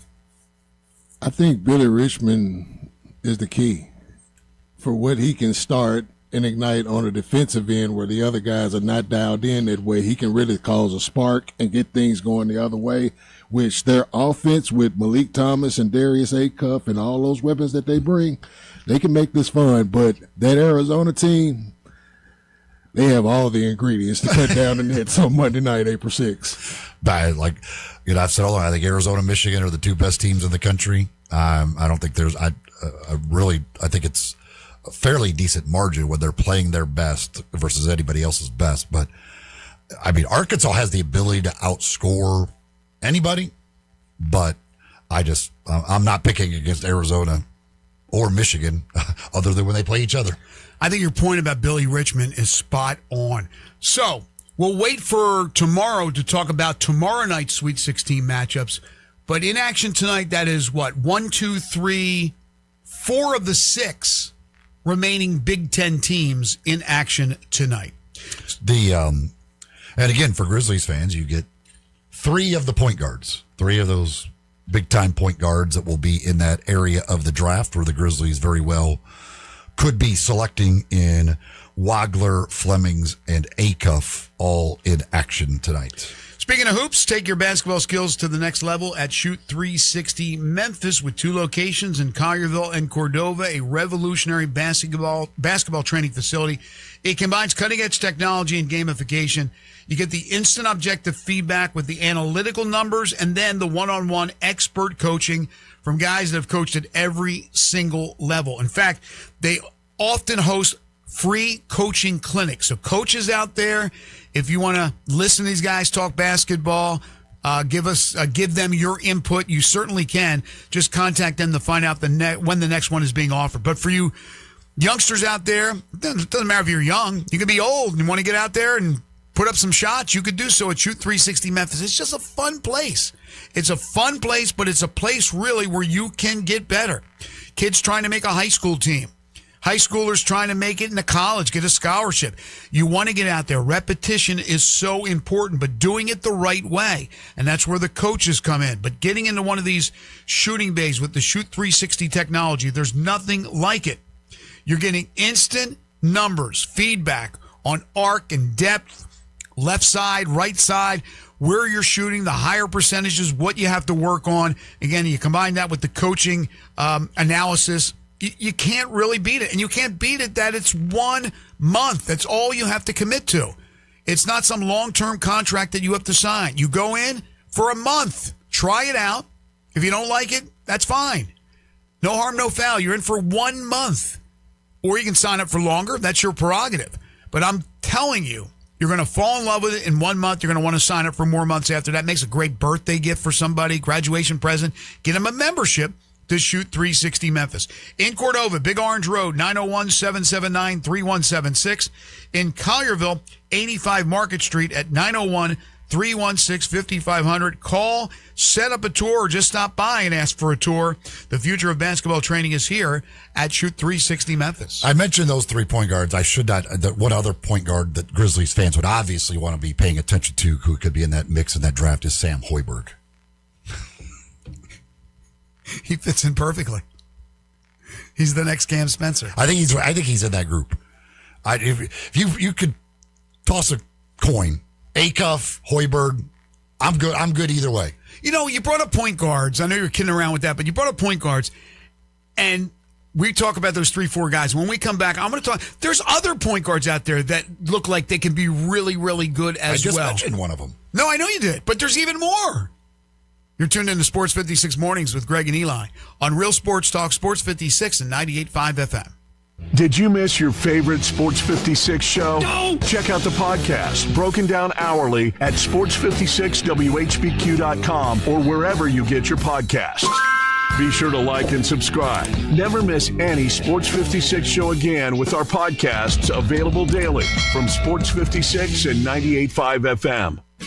Remember when a spring day meant sunshine, animals, and nowhere you had to be? At the Memphis Zoo, spring break is the perfect excuse to get outside and explore. Meet adorable new animal babies, hop aboard the zoo train, take a spin on the carousel, or soar above the zoo on the zip line. Discover new foods and retail along the way, and grab a classic Motorama souvenir. Bring the kids, meet friends, or enjoy a quiet afternoon. The Memphis Zoo, creating adventures, saving wildlife. If you need glass replaced, there's only one name you need to know. Binswanger Glass, the largest full-service glass company in the U.S. They've been an industry leader for over 145 years. For all your residential, commercial, or auto glass needs, Binswanger Glass is the name you need to know. 24-hour emergency service for all commercial customers, plus a nationwide warranty on all professionally installed glass. Visit Binswanger Glass in Midtown at 340 South Hollywood across from the Liberty Bowl. Visit binswingerglass.com. Binswanger Glass. Did you know about 1 in 3 people with plaque psoriasis may also develop psoriatic arthritis, which causes joint pain, stiffness, and swelling? Does this sound like you? Listen to what it sounds like to be a million miles away. Tremfya guselkumab, taken by injection, is a prescription medicine for adults with moderate to severe plaque psoriasis who may benefit from taking injections or pills or phototherapy, and for adults with active psoriatic arthritis. Serious allergic reactions and increased risk of infections and liver problems may occur. Before treatment, your doctor should check you for infections and tuberculosis. Tell your doctor if you have an infection, flu-like symptoms, or if you need a vaccine. Imagine being a million miles away. Explore what's possible. Ask your doctor about Tremfya. Visit Tremfya.com or call 1-800-526-7736. Top Gun is the largest indoor range in the Mid-South, but size isn't their only difference. Top Gun has the best instructors with over 300 years combined experience and classes all the way from first shot to master marksmanship. Plus, Top Gun is affordable. Gold membership is just $48 a month. That's just $1.60 a day for unlimited range time, free gun rentals with purchase of ammo, and members lounge access. Top Gun, 2770 Witten Road and TopGunMemphis.com. Always shoot with the best. Top Gun Memphis. Now back to Sports 56 Mornings. Good morning! On Sports 56 and 98.5 FM. Here once again, Greg Gaston and Eli Savoy.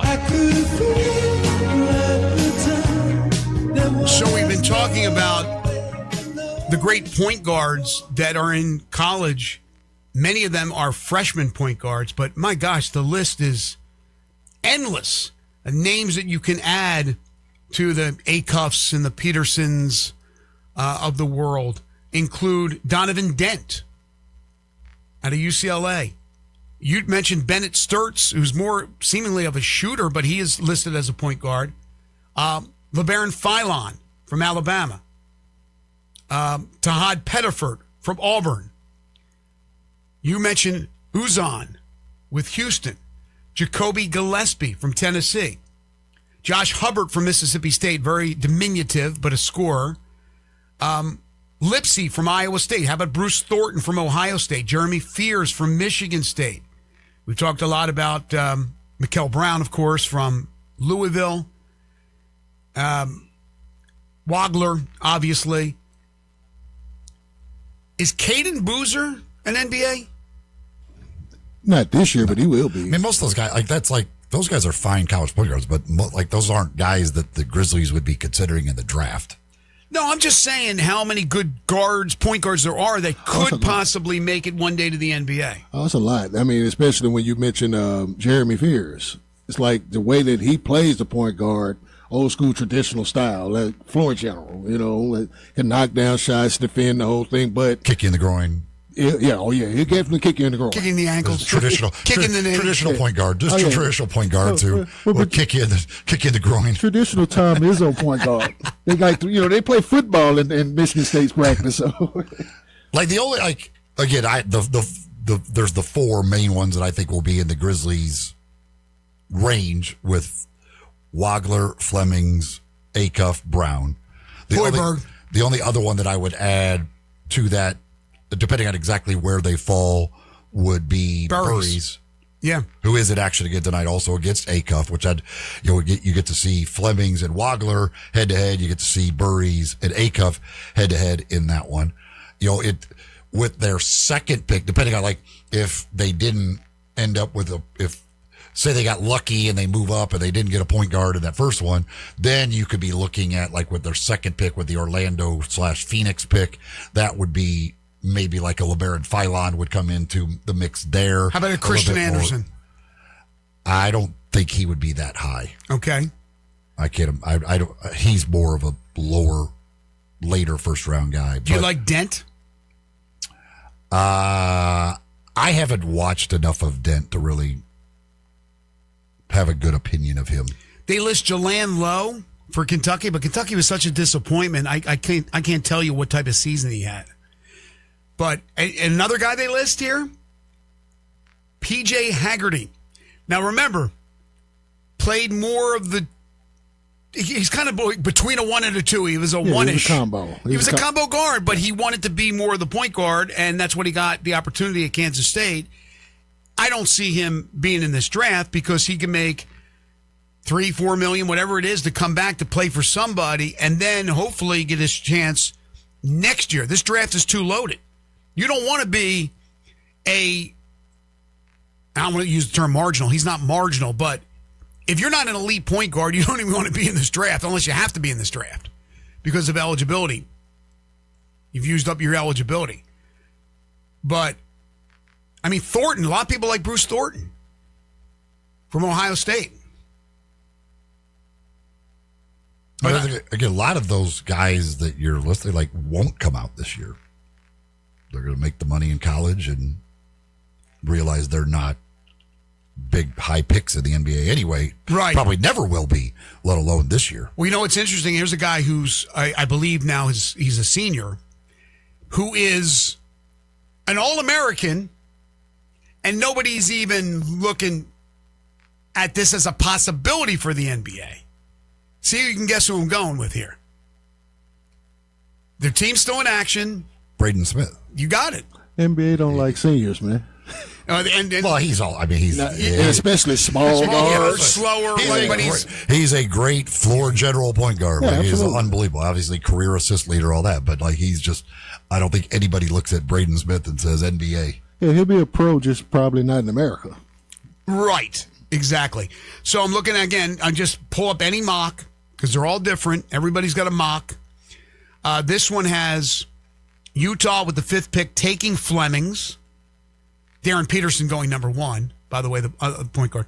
Wagler going 6th to Atlanta. Peterson's not really a point guard. He's more a combo, you're right. But more of a shooting guard. But they list him as a point guard here. Wagler would go to Atlanta via New Orleans. Dallas, which is right now ahead of Memphis, behind them in the standings, but ahead of them as far as draft lottery opportunities. They have him taking Darius Acuff. And so it leaves the Grizzlies at number 8 with Brown. I am not a big fan of Brown. I know he's one of the bigger guards like Wagler. I love Acuff. I got to be honest with you. I'm going to be disappointed if they don't get Acuff. Unless they get the number 1 pick, number 2. Now, if they get the number 1 pick, This will ruffle some feathers. I know, well, because of the point guard situation with John, everything like that, they'd go with Peterson, I would think. But I'm telling you, DeBonta, I like Boozer. You can't go wrong with Boozer. But DeBonta, remember all the uproar about him coming, the BYU and all that? He lived up to all those expectations. I'll say this much. One of them looks great aesthetically. The other one has really shown that he is a bona fide winner. Yes. You can't go wrong either way. Can't really go wrong either way. It's just a matter of what you prefer. I just think Boozer is the more, I shouldn't say this because DeBonta is pretty fundamentally sound too, but he seems the more steady, fundamentally sound, team-oriented guy. DeBonta, though, just seems like he could be the star. Like Boozer could be a really good player. DeBonta, to me, could be a star. DeBonta has that look like a guy that was the star, even if he was on a TV show and it was about basketball. Like if they did Friday Night Lights about basketball, he would be the star of that because, like I said, the aesthetics of it, the size, 6'8", the skill thing, all of it is just there. But Cameron Boozer is just a winner. No question. Can't argue with that. Do have some news from the rumor mill. We've been waiting since the announcement of Joe Tomac leaving the FedEx St. Jude Championship to head to Australia to head up the President's Cup in 28, is it, Eli? 2028. So we're wondering who's going to be the replacement for Joe Tomac with the FedEx St. Jude Championship. This is not confirmed, but I expect there to be some sort of an announcement soon. And the name I'm hearing is Robert Miller, who's been a part of the FedEx St. Jude Championship. Not sure for how long, but he's the sales director. That's the name I'm hearing. Again, nothing finalized, but I expect very, very soon an announcement to be made on the successor for Joe Tomac with our golf tournament. Razorback Juan texted in, says, our bigs will be the key. Acuff, Richmond, and Malik will do their thing. We need Brazil and Ewan and Pringle to do their job. Absolutely. It's not an easy job to do against that front line of Arizona, that is for sure. This quote blew me away from Jeff that Jeff Goodman tweeted out yesterday, talking about the North Carolina situation. From an anonymous ACC head coach, quote, I had really hoped he was the coach forever. No one in the ACC was scared of him. I'm worried that they hire someone really good now because if you get a big-time guy at North Carolina, they could be right there with Duke again. I'll give you Gosh. I'll give you a guess. That is, you talk about, if you're Hubert Davis and you're like, oh, God, that's what they thought about me? Nobody would say that to my face, but that's what they thought about me? I will give you a guess because I have a guess. Again, it's just a guess. I don't want to be throwing anybody under the bus. You got me. Go ahead. Steve Forbes. Wake Forest. I can believe that one. Steve, friend of the show, Steve Forbes. I love Steve. I look at Steve as a Memphis guy. I love Steve. I can see Steve can be outspoken at times, but I don't know. It's probably not him, but that would be my guess. That's where I would lay my money. That is quite the quote. Quite the quote. Folks, if you are moving to a new home or new office, any kind of move that you've got coming up, make sure you get the professionals to take care of that for you. Talk to the professionals from Black Tie Moving. 901-316-6196 or blacktiemoving.com/Memphis to talk to those experts, and they will work with you to come up with a plan fitting your needs and fitting your budget as well for that move, whether it's down the street, cross town, cross country, wherever it is. It's hard to do it yourself. It's a lot of stress. Well, the professionals will take that stress and worry out of it for you. So give the folks at Black Tie a call. Again, 901-316-6196 or go to blacktiemoving.com/Memphis. That'll do it for us today. I want to thank Frank Bonner and Kerry Miller for joining us on the program. Tomorrow we'll be recapping what we see tonight in the NCAA basketball tournament, Sweet 16 action, and a busy day in Major League Baseball. John Varlas will join us at 7:25. Joe DeLeon will join us at 8:25. And the Langer, Brandon Lang, at 9:25. That's tomorrow, plus 10 in a row, the game show that has swept the nation. Waldo and Friends on Sports 56 is coming up next. For Eli Savoy and for Jay Ham, I'm Greg Gaston. Have a great day, everybody.